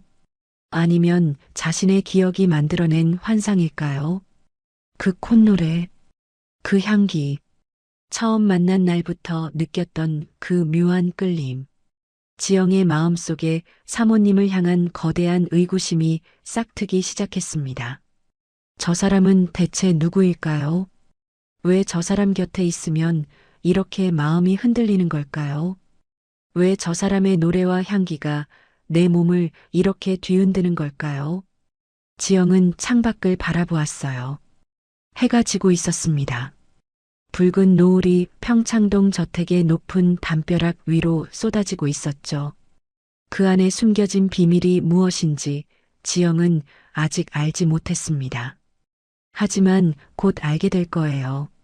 자신도 예상하지 못한 방식으로요. 그 후 며칠 동안 지영은 멍한 상태로 지냈습니다. 자꾸만 그 향기가 떠올랐어요. 윤숙의 소매 끝에서 훅 끼쳐왔던 그 샴푸 냄새. 코끝에 아른거리는 것 같아서 도저히 잊을 수가 없었습니다. 그러던 어느 날이었어요. 수업이 있는 날 오후 지영의 휴대폰이 울렸습니다. 화면에 뜬 이름은 회장님 댁이었어요. 보통은 비서가 전화를 하는데 이번에는 달랐습니다. 여보세요? 선생님, 저 하준이 엄마예요. 윤숙의 목소리였어요. 조심스럽고 나직한 목소리. 아, 네. 사모님, 무슨 일이세요? 선생님, 오늘 수업 마치고 시간 괜찮아요? 지영은 잠시 당황했어요. 수업 외에 따로 만나자는 건 처음이었거든요. 네, 괜찮은데요. 왜요? 하준이 성적도 올랐고 해서 제가 선생님께 옷이라도 한 벌 해드리고 싶어서요. 아, 그런 거 안 하셔도 돼요. 과외비 받는 것만으로도 충분해요. 지영이 사양하려 했지만 윤숙의 목소리에는 간절함이 묻어 있었습니다. 제발이요. 선생님 덕분에 하준이가 많이 달라졌어요. 이건 정말 제 마음이에요. 거절하시면 섭섭할 것 같아요. 윤숙의 부탁에 지영은 결국 고개를 끄덕일 수밖에 없었어요. 그럼, 알겠습니다. 수업을 마친 후 지영은 윤숙의 차를 타고 백화점으로 향했습니다. 차 안에서 윤숙은 평소보다 말이 많았어요. 하준이가 요즘 얼마나 달라졌는지, 아침에 일어나는 것도 수월해졌다는 것, 밥도 잘 먹는다는 것. 사소한 이야기들이었지만 윤숙의 목소리에는 진심 어린 기쁨이 담겨 있었습니다. 백화점에 도착하자 윤숙의 눈이 반짝였어요. 선생님, 이쪽으로 와요. 윤숙은 지영의 손을 잡고 여성복 매장으로 이끌었습니다. 화려한 조명 아래 옷들이 가지런히 걸려 있었어요. 지영은 가격표를 슬쩍 보고는 눈이 휘둥그레졌습니다. 원피스 하나에 몇십만 원씩 하는 곳이었거든요. 사모님, 여기 너무 비싼 것 같은데. 괜찮아요. 오늘은 제가 사는 거니까 신경 쓰지 마요. 윤숙은 지영을 데리고 다니며 이것저것 옷을 골랐어요. 눈에 띄게 들뜬 모습이었습니다. 이거 어때요? 색깔이 예쁘지 않아요? 윤숙이 연한 하늘색 원피스를 지영에게 대보았어요. 이 색깔이 선생님 얼굴을 참 화사하게 해주네요. 그래요? 응, 피부가 하얘서 파스텔 톤이 잘 어울려요. 윤숙은 다른 옷도 가져왔습니다. 이건 어때요? 소재가 부드러워서 편할 거예요. 수업할 때 입어도 좋을 것 같고. 윤숙은 옷의 촉감을 만져보며 세심하게 골랐어요. 마치 딸 옷을 사주는 엄마처럼요. 지영은 그런 윤숙을 바라보며 묘한 기분이 들었습니다. 단순히 과외 선생에게 고마워하는 학부모의 모습이 아니었어요. 뭔가 더 깊은 감정이 담겨 있는 것 같았죠. 선생님, 이거 한번 입어봐요. 윤숙이 아이보리색 원피스를 건넸습니다. 깔끔하면서도 우아한 디자인이었어요. 지영은 탈의실로 들어가 옷을 갈아입었습니다. 거울 속에 비친 자신의 모습이 낯설었어요. 평소에 이런 옷은 입어본 적이 없었거든요. 탈의실 문을 열고 나왔을 때 윤숙의 반응은 예상 밖이었습니다. 윤숙이 갑자기 멍해졌어요. 거울 앞에 선 지영을 바라보는 윤숙의 눈빛이 묘하게 흔들렸습니다. 마치 지영의 모습 위로 다른 누군가의 형상을 겹쳐보는 듯한 눈빛이었죠. 사모님? 지영이 불렀지만 윤숙은 대답하지 않았어요. 그저 멍하니 지영을 바라보고 있었습니다. 사모님, 왜 그러세요? 이상해요? 지영이 다시 묻자 윤숙이 정신을 차렸습니다. 눈가가 살짝 붉어져 있었어요. 아, 아니에요. 윤숙이 애써 미소 지으며 대답했습니다. 선생님이 예뻐서요.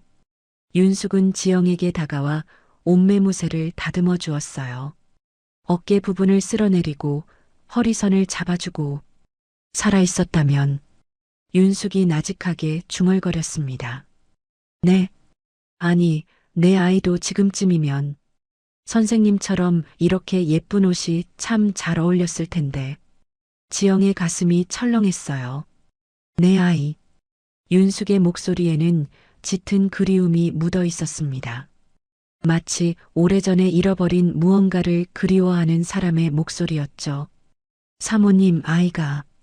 지영이 조심스럽게 물으려 했지만 윤숙이 먼저 말을 끊었어요. 이거 사줄게요. 선생님한테 잘 어울려요.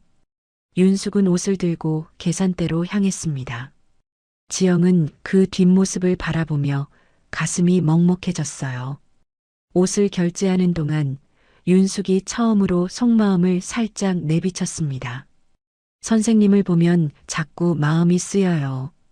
윤숙이 나직하게 말했어요. 그 콧노래도 향기도. 선생님이 그걸 알아차려 줄 때마다 내 심장이 덜컥거려요. 지영은 말없이 듣고 있었습니다. 왜 그런지 나도 모르겠어요. 그냥 선생님을 보면 자꾸 누군가가 생각나서. 윤숙의 목소리가 떨렸어요. 지영은 윤숙의 눈을 바라보았습니다. 처음 만난 날 보았던 그 거대한 불안의 정체가 조금씩 보이기 시작했어요. 그건 불안이 아니라 상실이었습니다. 뭔가를 잃어버린 사람의 슬픔이었죠. 쇼핑을 마치고 백화점을 나섰습니다. 해가 지고 있었어요. 주황빛 노을이 백화점 유리창에 반사되어 반짝였습니다. 주차장으로 가는 길, 윤숙이 불쑥 지영의 손을 잡았어요. 지영은 깜짝 놀랐습니다. 지난번에 실밥을 떼려고 했을 때 결벽증이라며 경기를 일으키던 모습이 생생하게 기억났거든요. 그런데 지금 윤숙은 지영의 손을 꼭 잡고 있었습니다. 잠깐이었어요. 금방 손을 놓았지만 그 온기는 지영의 손바닥에 오래 남았습니다. 고마워요, 선생님. 윤숙이 미소 지으며 말했어요. 오늘 나랑 같이 있어줘서. 그 말이 왠지 모르게 슬프게 들렸습니다. 마치 오랫동안 외로웠던 사람이 처음으로 누군가와 함께한 것처럼요. 집으로 돌아오는 버스 안에서 지영은 윤숙이 사준 옷 가방을 꼭 쥐고 있었습니다. 창밖으로 지나가는 불빛들을 멍하니 바라보며 생각했어요. 살아있었다면 선생님 같았을 거라던 그 아이. 사모님은 왜 사진 한 장 없이 그 아이를 가슴에만 묻고 사는 걸까요? 거실 벽면에 가족 사진 한 장 없던 그 집. 과거를 다 정리했다던 윤숙의 말. 그리고 그 콧노래와 향기. 지영은 사모님의 슬픔에 자꾸만 마음이 기울었습니다. 왠지 모르게 그 슬픔이 남의 일처럼 느껴지지 않았거든요. 그리고 이상하게도 머릿속에 자꾸 떠오르는 곳이 있었어요. 서재. 첫날 박 회장이 그토록 단호하게 경고했던 그 방. 절대 들어가지 마시오. 그 차가운 목소리가 귓가에 맴돌았습니다. 왜 그렇게 단호하게 금지했을까요? 하준도 허락 없이는 못 들어간다던 그 방에는 대체 뭐가 있는 걸까요? 지영은 직감했어요. 이 집의 모든 진실이 그 서재 안에 숨겨져 있을 것 같다고. 버스가 달동네 정류장에 멈춰 섰습니다. 지영은 옷가방을 꼭 안은 채 버스에서 내렸어요. 골목길을 걸으며 지영은 생각했습니다. 다음에 가면 한번 들여다볼까? 그 서재를. 무슨 비밀이 숨겨져 있는지. 위험한 생각인 건 알았어요. 박 회장에게 들키면 과외에서 잘릴 수도 있었죠. 하지만 그 강렬한 이끌림을 무시할 수가 없었습니다. 마치 그 안에 자신의 운명이 기다리고 있는 것처럼요. 수선집 불빛이 보였습니다. 할머니가 아직 미싱 앞에 앉아 계신 거였죠. 지영은 문을 열고 들어가며 중얼거렸어요. 할머니, 나왔어. 하지만 마음 한구석에서는 이미 결심이 서 있었습니다. 다음에는 꼭 알아내겠다고. 이 집의 비밀을요. 며칠 뒤 지영은 다시 평창동 저택을 찾았습니다. 하준의 방에 들어서자 하준은 이미 책상 앞에 앉아 있었어요. 요즘은 지영이 오기 전에 미리 준비를 하고 기다리는 일이 많아졌습니다. 선생님, 오늘 뭐해요? 오답 정리 먼저 하자. 지난번 모의고사에서 틀린 문제들. 지영은 문제집을 펼쳤지만 마음이 딴 데 가 있었어요. 자꾸만 복도 끝에 서재 쪽으로 시선이 갔습니다. 하준이 오답 정리에 집중하는 사이 지영은 마른 입술을 축이며 넌지시 물었어요. 하준아, 지난번에 말한 그 심화 참고서 말이야. 네. 무슨 참고서요? 수학 심화 문제집. 내가 예전에 쓰던 거 있다고 했잖아. 근데 내 방엔 없는 것 같던데. 혹시 아버님 서재에 있니? 지영은 최대한 자연스럽게 물으려 했지만 목소리가 미세하게 떨렸어요. 하준은 대수롭지 않게 대답했습니다. 아, 그거요? 아마 서재 왼쪽 책장에 있을걸요. 그래. 네. 아빠가 예전에 제 참고서들 거기다 모아뒀거든요. 아빠 지금 회사 갔으니까 그냥 가서 찾아봐요. 별일이야 있겠어요? 하준은 다시 문제집에 고개를 박았습니다. 지영의 심장이 쿵쾅거리기 시작했어요. 그럼 잠깐 다녀올게. 지영은 자리에서 일어났습니다. 다리가 후들거렸지만 애써 평온한 척했어요. 복도로 나섰습니다. 긴 복도 끝에 서재의 육중한 나무 문이 보였어요. 두꺼운 카펫이 발소리를 삼켰습니다. 지영은 천천히, 아주 천천히 서재 앞으로 다가갔어요. 박 회장의 차가운 목소리가 귓가에 쟁쟁했습니다. 절대 들어가지 마시오. 첫날 들었던 그 경고. 하준도 허락 없이는 못 들어간다던 그 방. 지영은 주변을 한번 살폈어요. 복도에는 아무도 없었습니다. 집안이 조용했어요. 지영의 손이 차가운 금속 문고리를 잡았어요. 손이 떨렸습니다. 심장이 터질 것처럼 뛰었어요.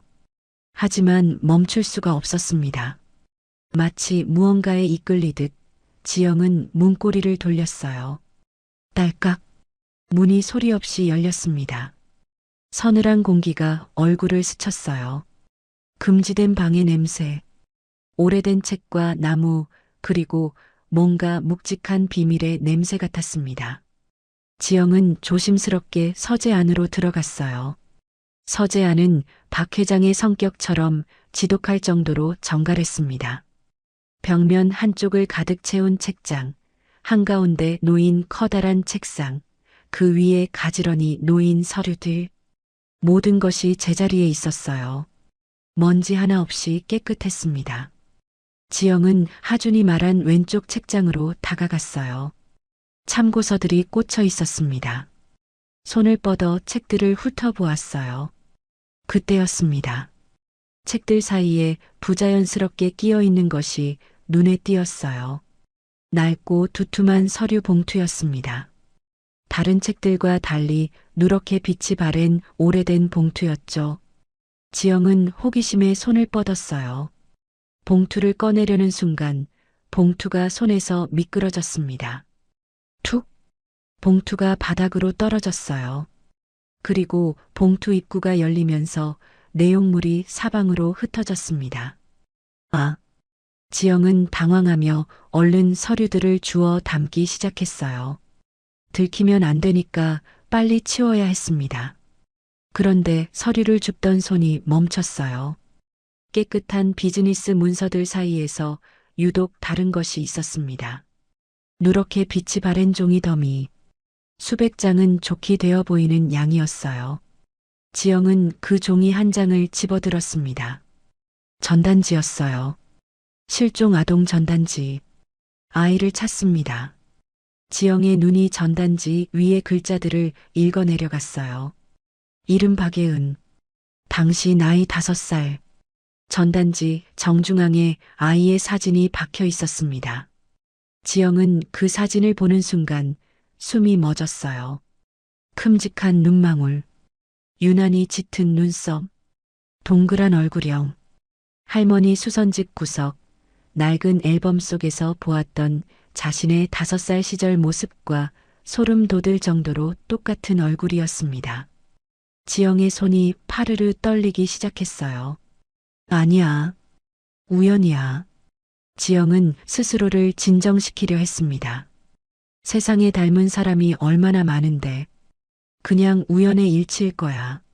하지만 눈은 이미 전단지 하단의 신체 특징을 읽고 있었어요. 신체 특징. 오른발 발등에 선명한 붉은 점이 있음. 지영의 심장이 멎는 것 같았습니다. 떨리는 손으로 양말을 벗어 던졌어요. 차가운 서재 바닥에 맨발이 닿았지만 그런 건 느낄 겨를도 없었어요.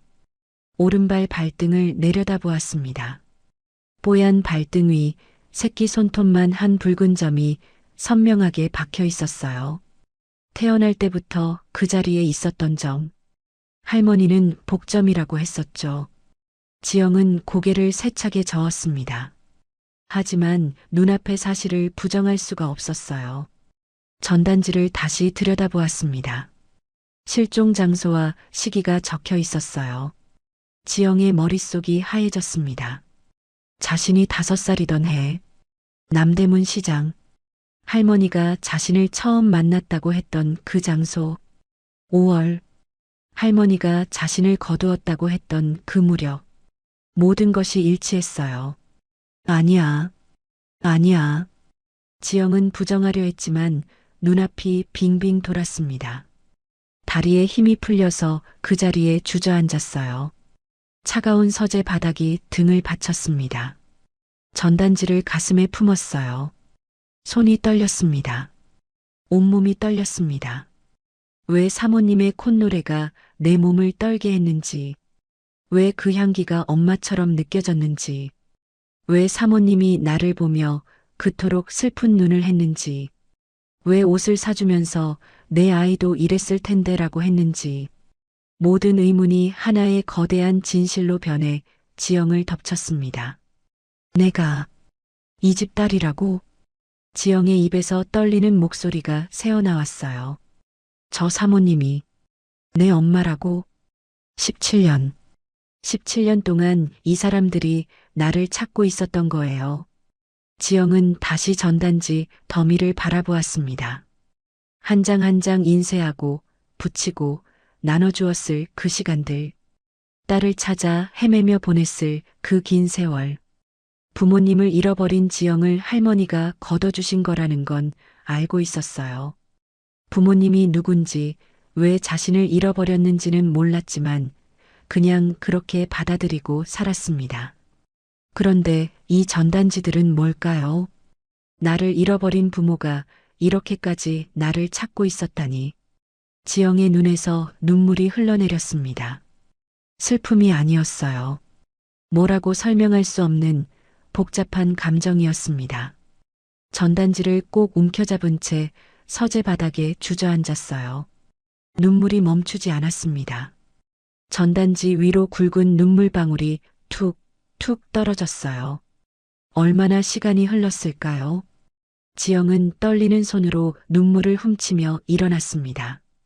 흩어진 전단지들을 주워서 봉투에 다시 넣었어요. 하지만 한 장은 접어서 주머니에 넣었습니다. 서재 문을 조심스럽게 열고 밖을 살폈어요. 복도에는 아무도 없었습니다. 지영은 서재를 나와 문을 닫았어요. 그리고 발걸음이 저절로 1층 거실 쪽으로 향했습니다. 사모님을 만나야 했어요. 지금 당장 이 전단지를 보여주고 물어봐야 했습니다. 내가 정말 당신의 딸이 맞느냐고. 지영은 심장이 터질 것처럼 뛰었어요. 다리가 후들거렸지만 멈출 수가 없었어요. 거실로 들어서는 순간 지영은 발걸음을 멈췄습니다. 윤숙이 거실 한가운데 소파에 앉아 있었어요.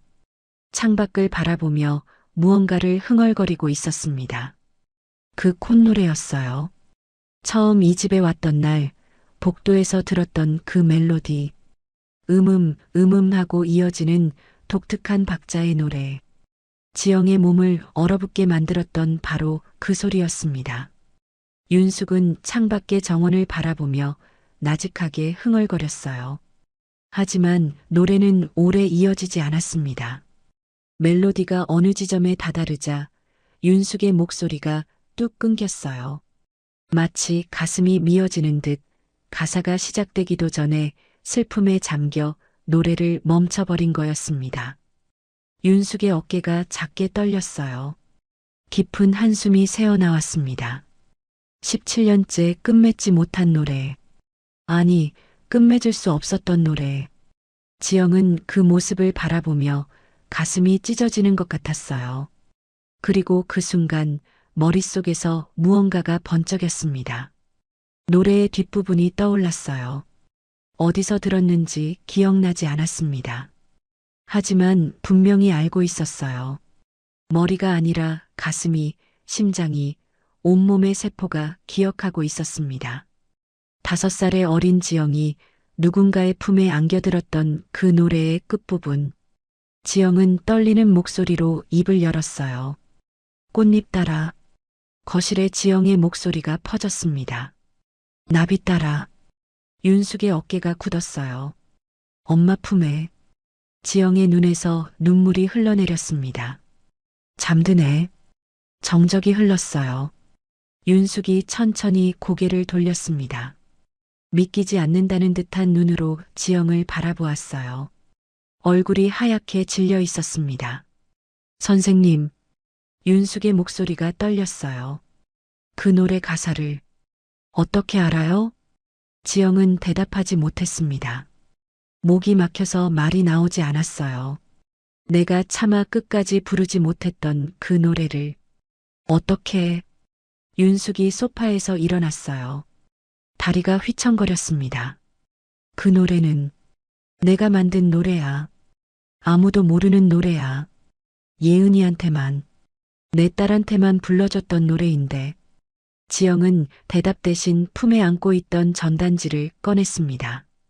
그리고 윤숙 앞으로 다가가 그 종이를 윤숙의 무릎 위에 올려놓았어요. 17년 전의 시간이 고스란히 박힌 낡은 종이. 아이를 찾습니다. 박예은. 당시 5살. 윤숙의 손이 파르르 떨렸어요. 전단지를 집어들었지만 손가락에 힘이 들어가지 않았습니다. 이게 왜 선생님한테.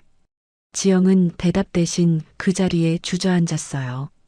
그리고 조용히 양말을 벗었습니다. 뽀얀 오른발 발등이 드러났어요. 그 위에 선명하게 박힌 붉은 점 하나. 사모님이. 지영의 목소리가 떨렸습니다. 찾던 박예은. 그 아이 발등에 있던 점. 이거 맞나요?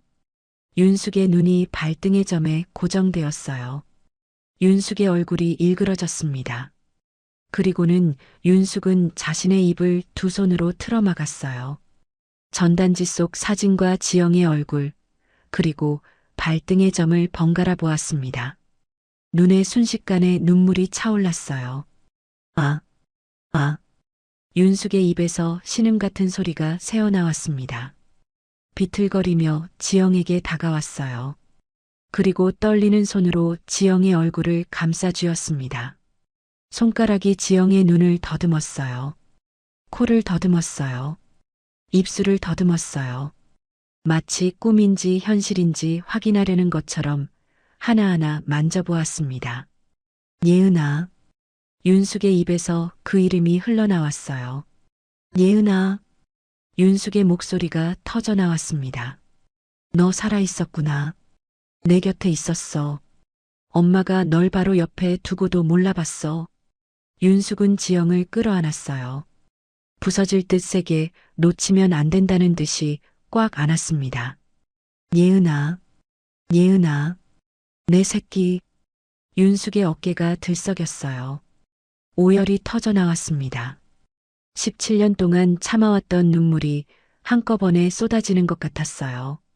지영도 참을 수가 없었습니다. 엄마. 그 단어가 입에서 나온 순간 지영의 눈에서도 눈물이 쏟아졌어요. 엄마, 엄마. 지영은 윤숙의 품에 얼굴을 묻었습니다.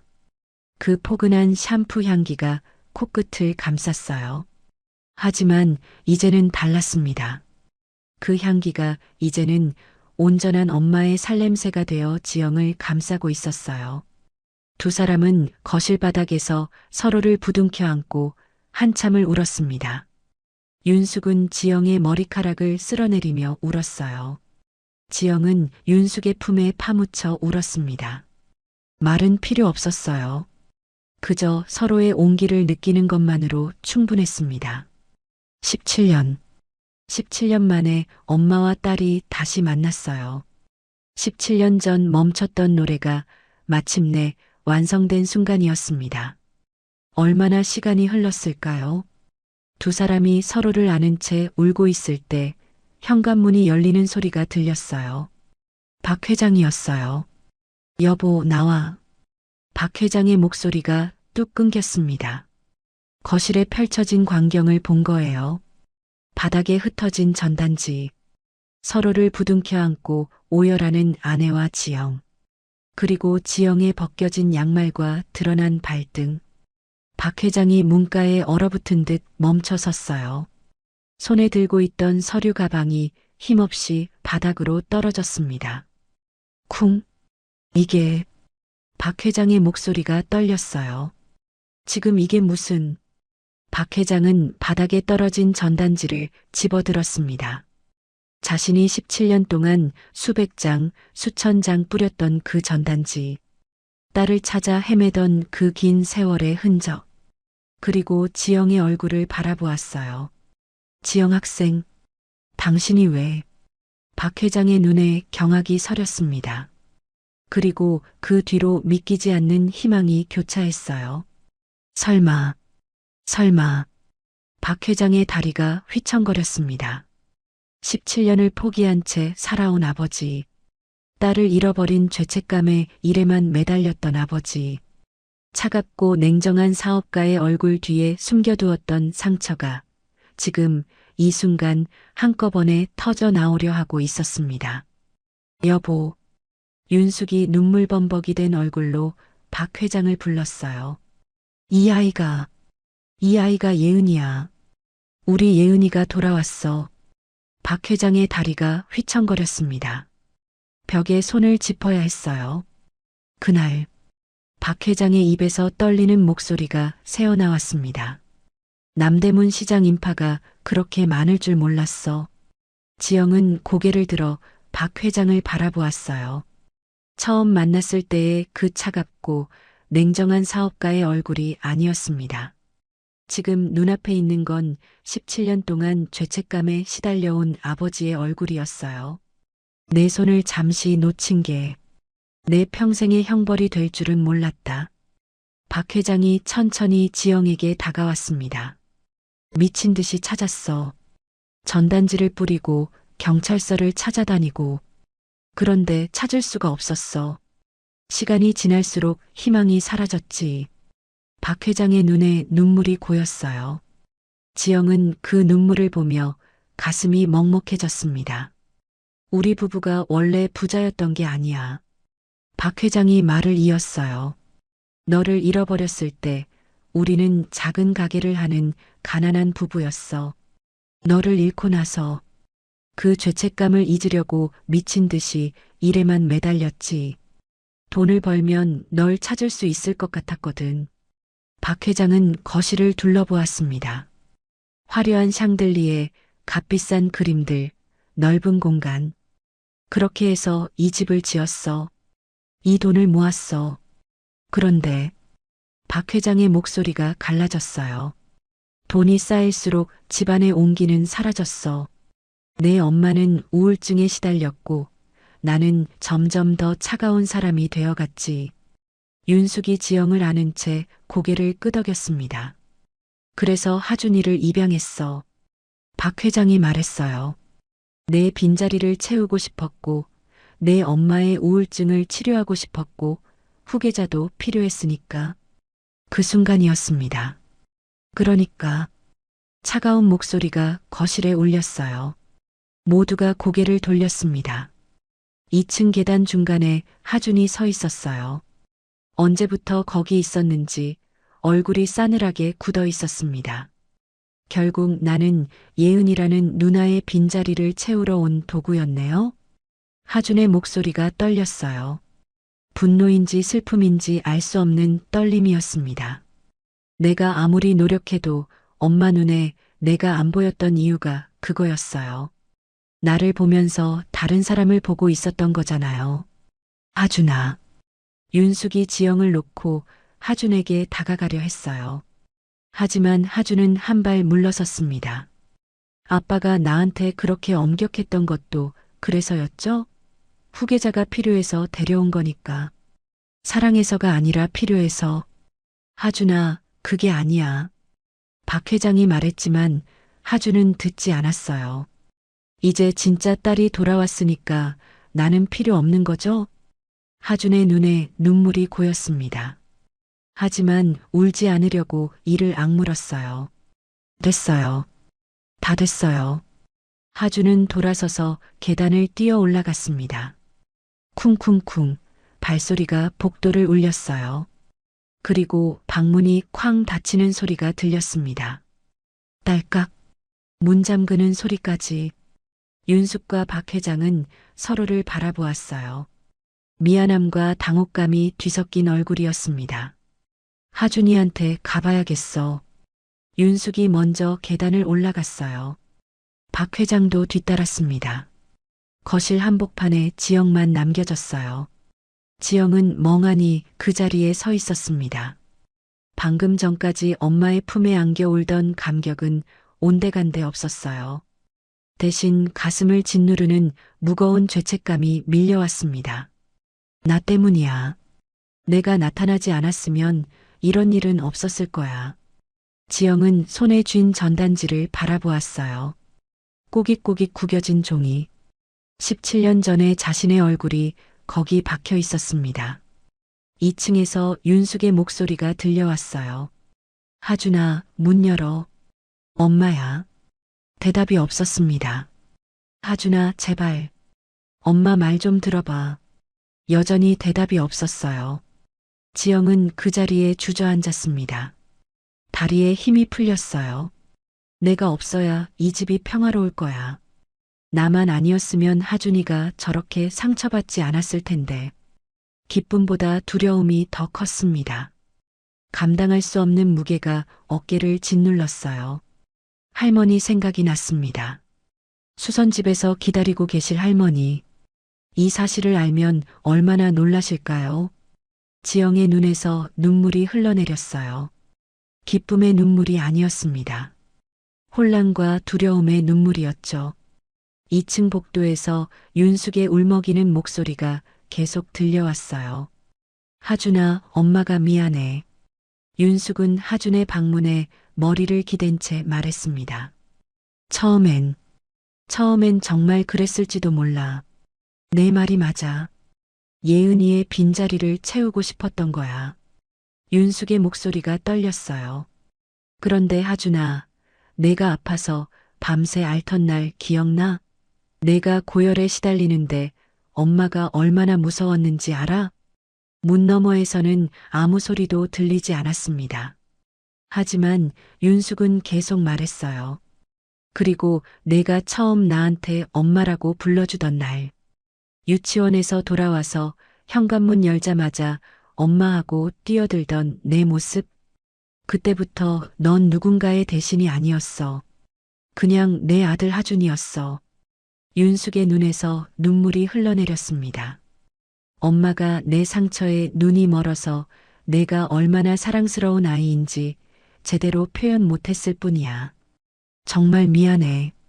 정말. 윤숙이 떨리는 손으로 문고리를 잡았어요. 하준아, 엄마가 지금에야 깨달았어. 그동안 내가 살 수 있었던 건 잃어버린 아이에 대한 기억 때문이 아니었어. 매일 아침 내 눈을 맞추고 학교 다녀왔다고 인사하던 너 때문이었어. 윤숙의 목소리가 갈라졌습니다.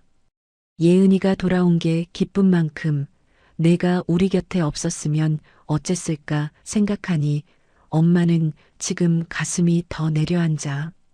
넌 예은이의 대신이 아니야. 넌 그 긴 지옥 같은 시간 속에서 우리 부부를 버티게 해준 구원이었어. 박 회장이 윤숙 옆에 섰어요. 그리고 묵직한 목소리로 말했습니다. 하준아, 아빠다. 잠시 침묵이 흘렀어요. 아빠가 너한테 후계자니 뭐니 몰아세웠던 건 사실 내 욕심 때문이었다. 박 회장의 목소리도 떨렸습니다. 내 아들이니까, 누구보다 잘나야 했으니까 자꾸 욕심이 났던 거야. 내가 잘 되길 바라는 마음이 너무 커서 표현이 잘못됐어. 박 회장이 문에 손을 얹었어요. 예은이가 혈육이라면 너는 우리가 가슴으로 낳아 함께 살아온 진짜 아들이다. 이 집엔 이제 잃어버린 딸과 든든한 아들, 둘 다 있는 거야. 박 회장의 눈에서 눈물이 흘러내렸습니다. 아빠가 미안하다. 아빠를 한 번만 믿어다오. 긴 침묵이 흘렀어요. 윤숙과 박 회장은 문 앞에서 움직이지 않았습니다. 하준이 나올 때까지 기다릴 거였어요. 문 너머에서 아무 소리도 들리지 않았습니다. 하지만 두 사람은 포기하지 않았어요. 그때 아주 작은 소리가 들렸습니다. 훌쩍. 문 너머에서 새어나오는 희미한 흐느낌이었어요. 하준이 울고 있었습니다. 부모님의 말을 듣고 문에 등을 기댄 채 소리 없이 울고 있었던 거예요. 윤숙의 눈에서 다시 눈물이 흘러내렸습니다. 박 회장도 입술을 꽉 깨물었어요. 그리고 한참 뒤, 딸깍, 문 잠금이 풀리는 소리가 들렸습니다. 천천히 문이 열렸어요. 하준이 문틈 사이로 얼굴을 내밀었습니다. 눈이 빨갛게 부어 있었어요. 하준은 부모님을 바라보며 작게 중얼거렸습니다. 진작 그렇게 말해주지. 목소리가 떨렸어요. 원망이 아니었습니다. 서운함과 안도가 뒤섞인 복잡한 감정이었죠. 나도 알아요. 엄마 아빠가 나 안 사랑한 건 아니라는 거. 그냥 표현이 서툴렀던 거잖아요. 하준의 눈에서 눈물이 흘러내렸어요. 근데 그게 그렇게 힘들었어요. 사랑받고 있는 건지 아닌 건지 모르겠어서. 윤숙이 먼저 하준을 끌어안았어요. 으스러지게 부서질 듯이 꽉 안았습니다. 하준아, 우리 아들. 박 회장도 두 사람을 감싸 안았어요. 세 사람이 복도에서 서로를 부둥켜 안고 울었습니다. 그때 하준이 고개를 들었어요. 계단 아래 거실이 보였습니다. 거기에 지영이 혼자 서 있었어요. 전단지를 꼭 쥔 채 멀찍이 서서 이쪽을 바라보고 있었습니다. 부모님 품에서 빠져나온 지영의 눈과 하준의 눈이 마주쳤어요. 지영의 표정이 굳어 있었습니다.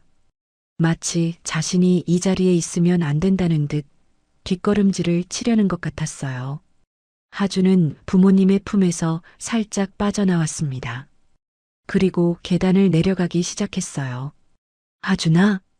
윤숙이 불렀지만 하주는 대답하지 않았어요. 계단을 내려가 거실로 걸어갔습니다. 지영 앞에 멈춰 섰어요. 두 사람은 말없이 서로를 바라보았습니다. 선생님, 하준이 먼저 입을 열었어요. 아니, 하준이 고개를 저었습니다. 누나, 지영의 눈이 커졌어요. 거기서 뭐해요? 누나도 이 집 딸이라며. 하준이 툭 던지듯 말했어요. 목소리는 퉁명스러웠지만 눈은 웃고 있었습니다. 지영의 눈에서 눈물이 흘러내렸어요. 하준이 지영의 소매를 잡았습니다. 그리고 계단 쪽으로 이끌었어요. 가요. 엄마 아빠 기다려요. 지영은 하준에게 이끌려 계단을 올라갔습니다.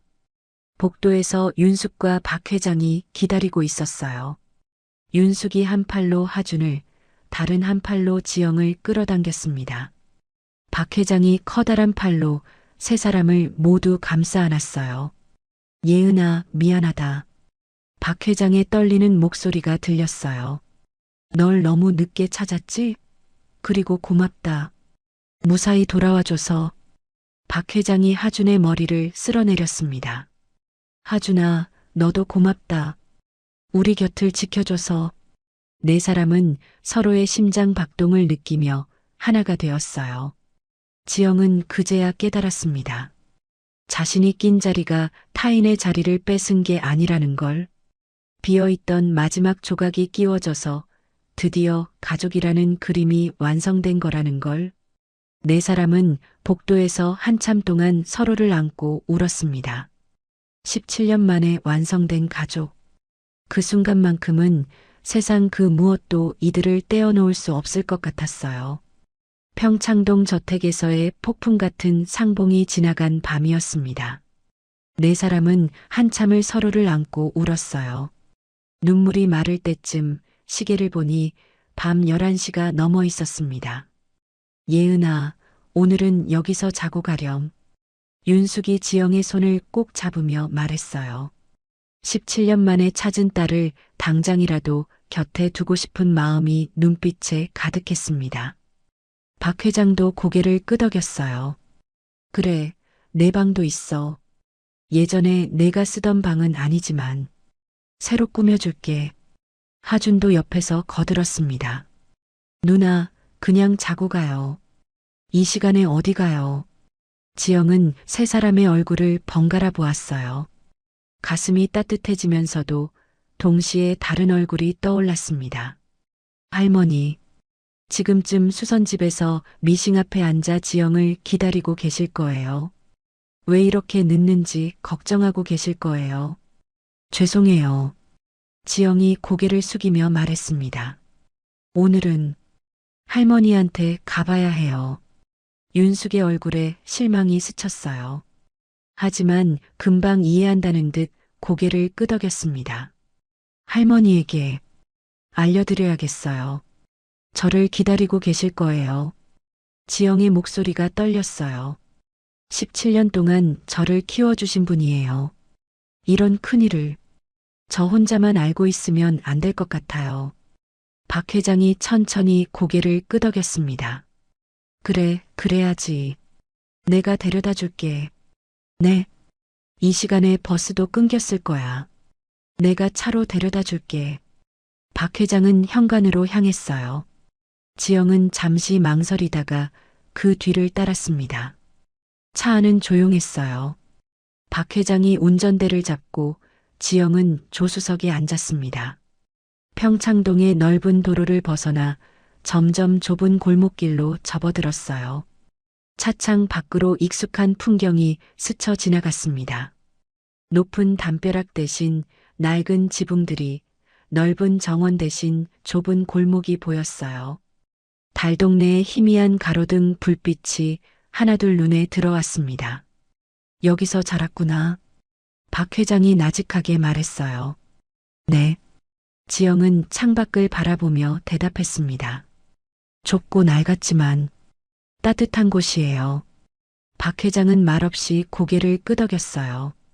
눈가가 붉어져 있었습니다. 차가 골목 어귀에 멈춰 섰어요. 더 이상 들어갈 수 없는 좁은 길이었거든요. 여기서 내릴게요. 지영이 차 문을 열며 말했습니다. 예은아. 박 회장이 불렀어요. 지영은 돌아보았습니다. 할머니께 고맙다고 전해다오. 우리 딸을 살려주셔서. 박 회장의 목소리가 떨렸어요. 그리고 내일 아침에 우리가 찾아뵐게. 인사드려야지. 지영은 고개를 끄덕이고 차에서 내렸습니다. 박 회장의 차가 천천히 돌아나가는 것을 보며 지영은 익숙한 골목길을 걸었어요. 수선집 불빛이 보였습니다. 새벽이 가까운 시간인데도 불이 켜져 있었어요. 할머니가 아직 안 주무시고 기다리고 계신 거였습니다.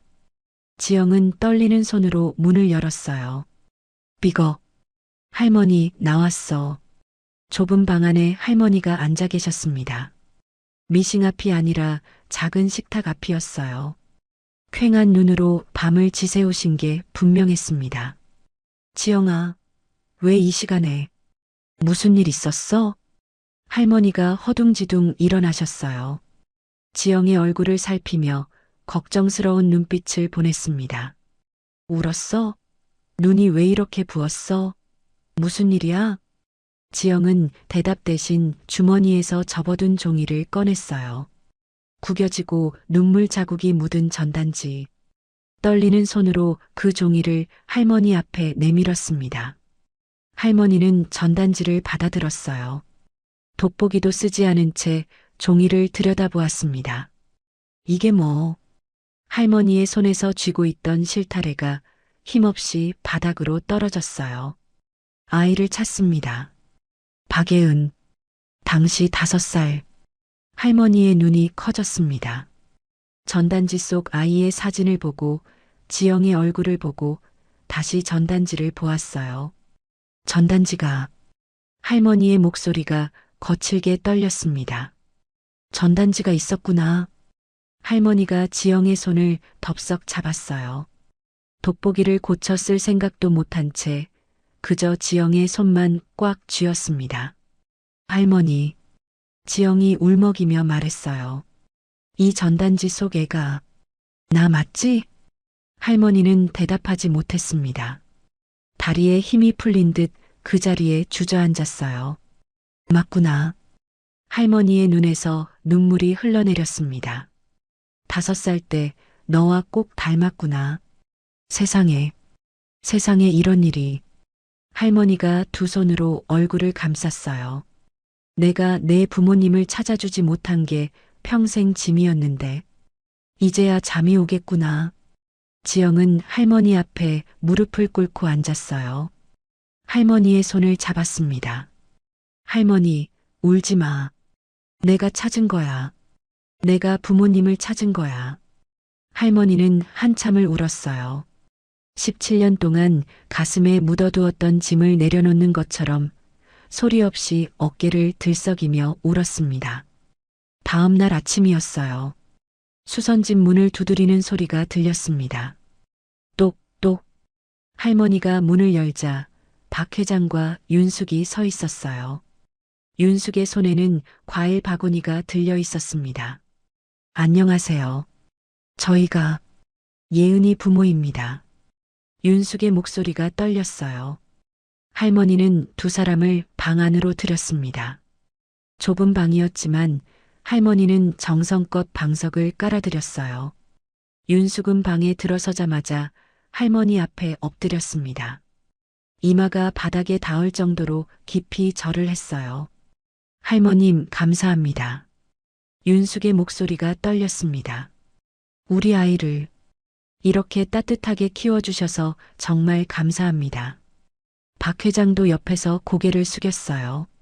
할머니는 윤숙의 손을 맞잡으며 일으켜 세웠습니다. 아이고, 이러지 마세요. 제가 뭘 했다고. 할머니의 눈에도 눈물이 고였어요. 남대문 시장에서 지영이를 발견했을 때 파출소에 맡겼어요. 근데 부모가 안 나타나서 보육원에 갔었죠. 할머니는 잠시 말을 멈추고 지영을 바라보았습니다. 면회를 갈 때마다 그 조그만 게 내 치맛자락을 잡고 안아주는데 눈앞에 밟혀서 도저히 살 수가 없었어요. 그래서 데려와 이름을 지어주고 키웠죠. 할머니의 목소리가 잠겼어요. 이 아이가 내 목숨줄이었어요. 덕분에 나도 이 험한 세월 외롭지 않게 살았어요. 윤숙이 다시 할머니의 손을 잡았습니다. 할머님 덕분에 우리 아이가 이렇게 바르고 따뜻하게 자랐어요. 평생 은혜를 잊지 않을게요. 할머니와 윤숙은 마주보며 눈물을 흘렸어요. 두 어머니가 서로를 위로하는 모습이었습니다. 지영은 그 모습을 보며 할머니의 구분 등 뒤로 다가갔어요. 그리고 가만히 할머니를 안았습니다. 할머니, 응, 나 이제 아빠 엄마가 지어준 예은이라는 이름으로 살게요. 할머니의 어깨가 굳었어요.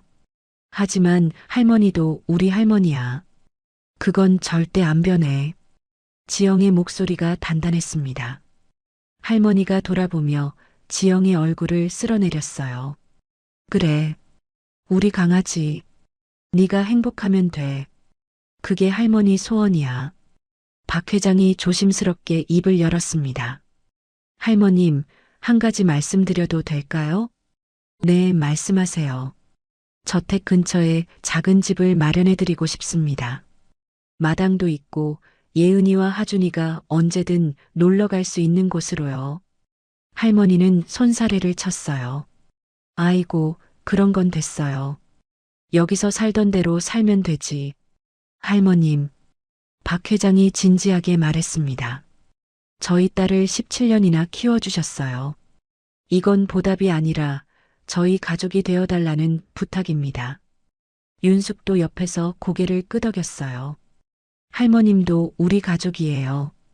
예은이의 할머니니까 우리 모두의 할머니예요. 할머니의 눈에서 다시 눈물이 흘러내렸습니다.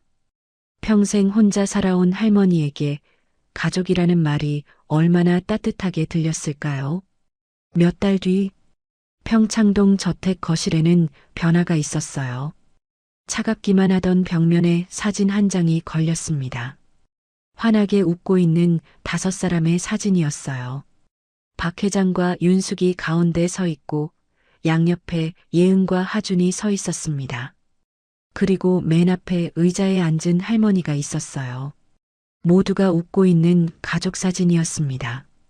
누나, 이 문제 어떻게 풀어? 하준이 문제집을 들고 예은에게 다가왔어요. 야, 이것도 모르면서 어떻게 학교 다녀? 바보야? 예은이 퉁명스럽게 대답했지만 입꼬리는 올라가 있었습니다. 뭐야, 누나가 가르쳐 주기로 했잖아. 그건 과외비 받을 때 얘기고. 에이, 가족인데 과외비가 어딨어. 두 사람은 투닥거리며 문제집을 폈어요.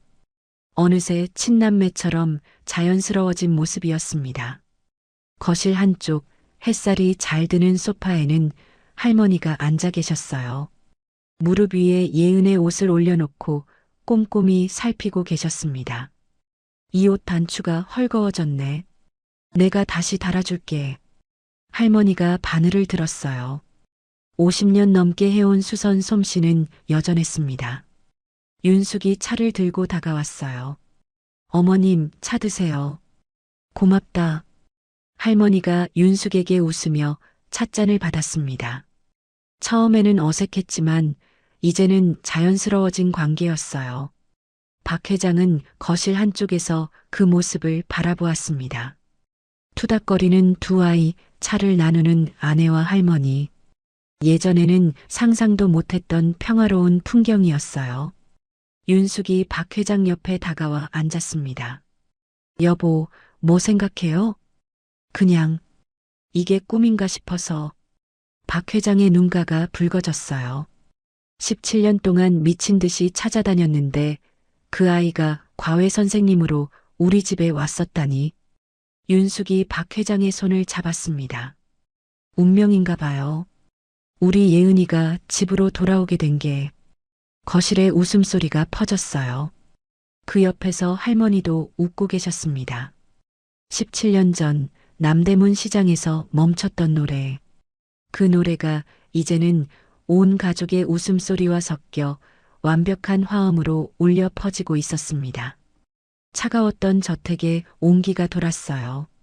사진 한 장 없던 거실에 가족 사진이 걸렸어요.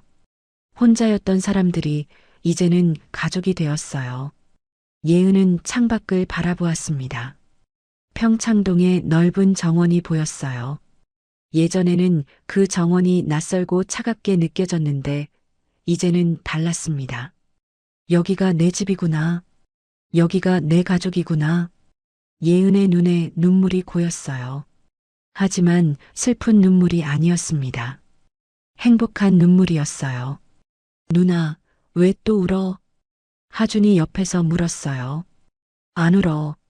눈에 뭐가 들어갔어. 에이, 또 그 핑계. 시끄러, 공부나 해. 예은이 웃으며 하준의 머리를 쓸어내렸습니다. 거실에 따뜻한 햇살이 쏟아졌어요. 5사람의 웃음소리가 저택을 가득 채웠습니다. 오늘 이야기 어떠셨나요? 17년이라는 긴 세월 동안 서로를 찾아 헤맸던 가족이 운명처럼 다시 만나게 된 이야기였습니다. 피는 물보다 진하다고들 하지만 오늘 이야기에서 우리는 또 다른 진실을 보았어요.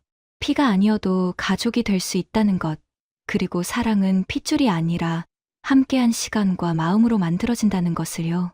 할머니의 헌신, 하준이의 용기, 그리고 서로를 향한 진심 어린 사과와 용서, 이 모든 것이 모여 하나의 가족이 완성되었습니다. 혹시 오늘 하루 가족에게 서운했던 마음이 있으셨다면 먼저 손 내밀어 보시는 건 어떨까요? 사랑한다는 말, 고맙다는 말, 늦지 않았으니까요. 오늘도 끝까지 함께해 주셔서 감사합니다. 구독과 좋아요를 눌러주시고 사연의 주인공들을 위한 따뜻한 댓글도 부탁드릴게요. 인생나날이었습니다.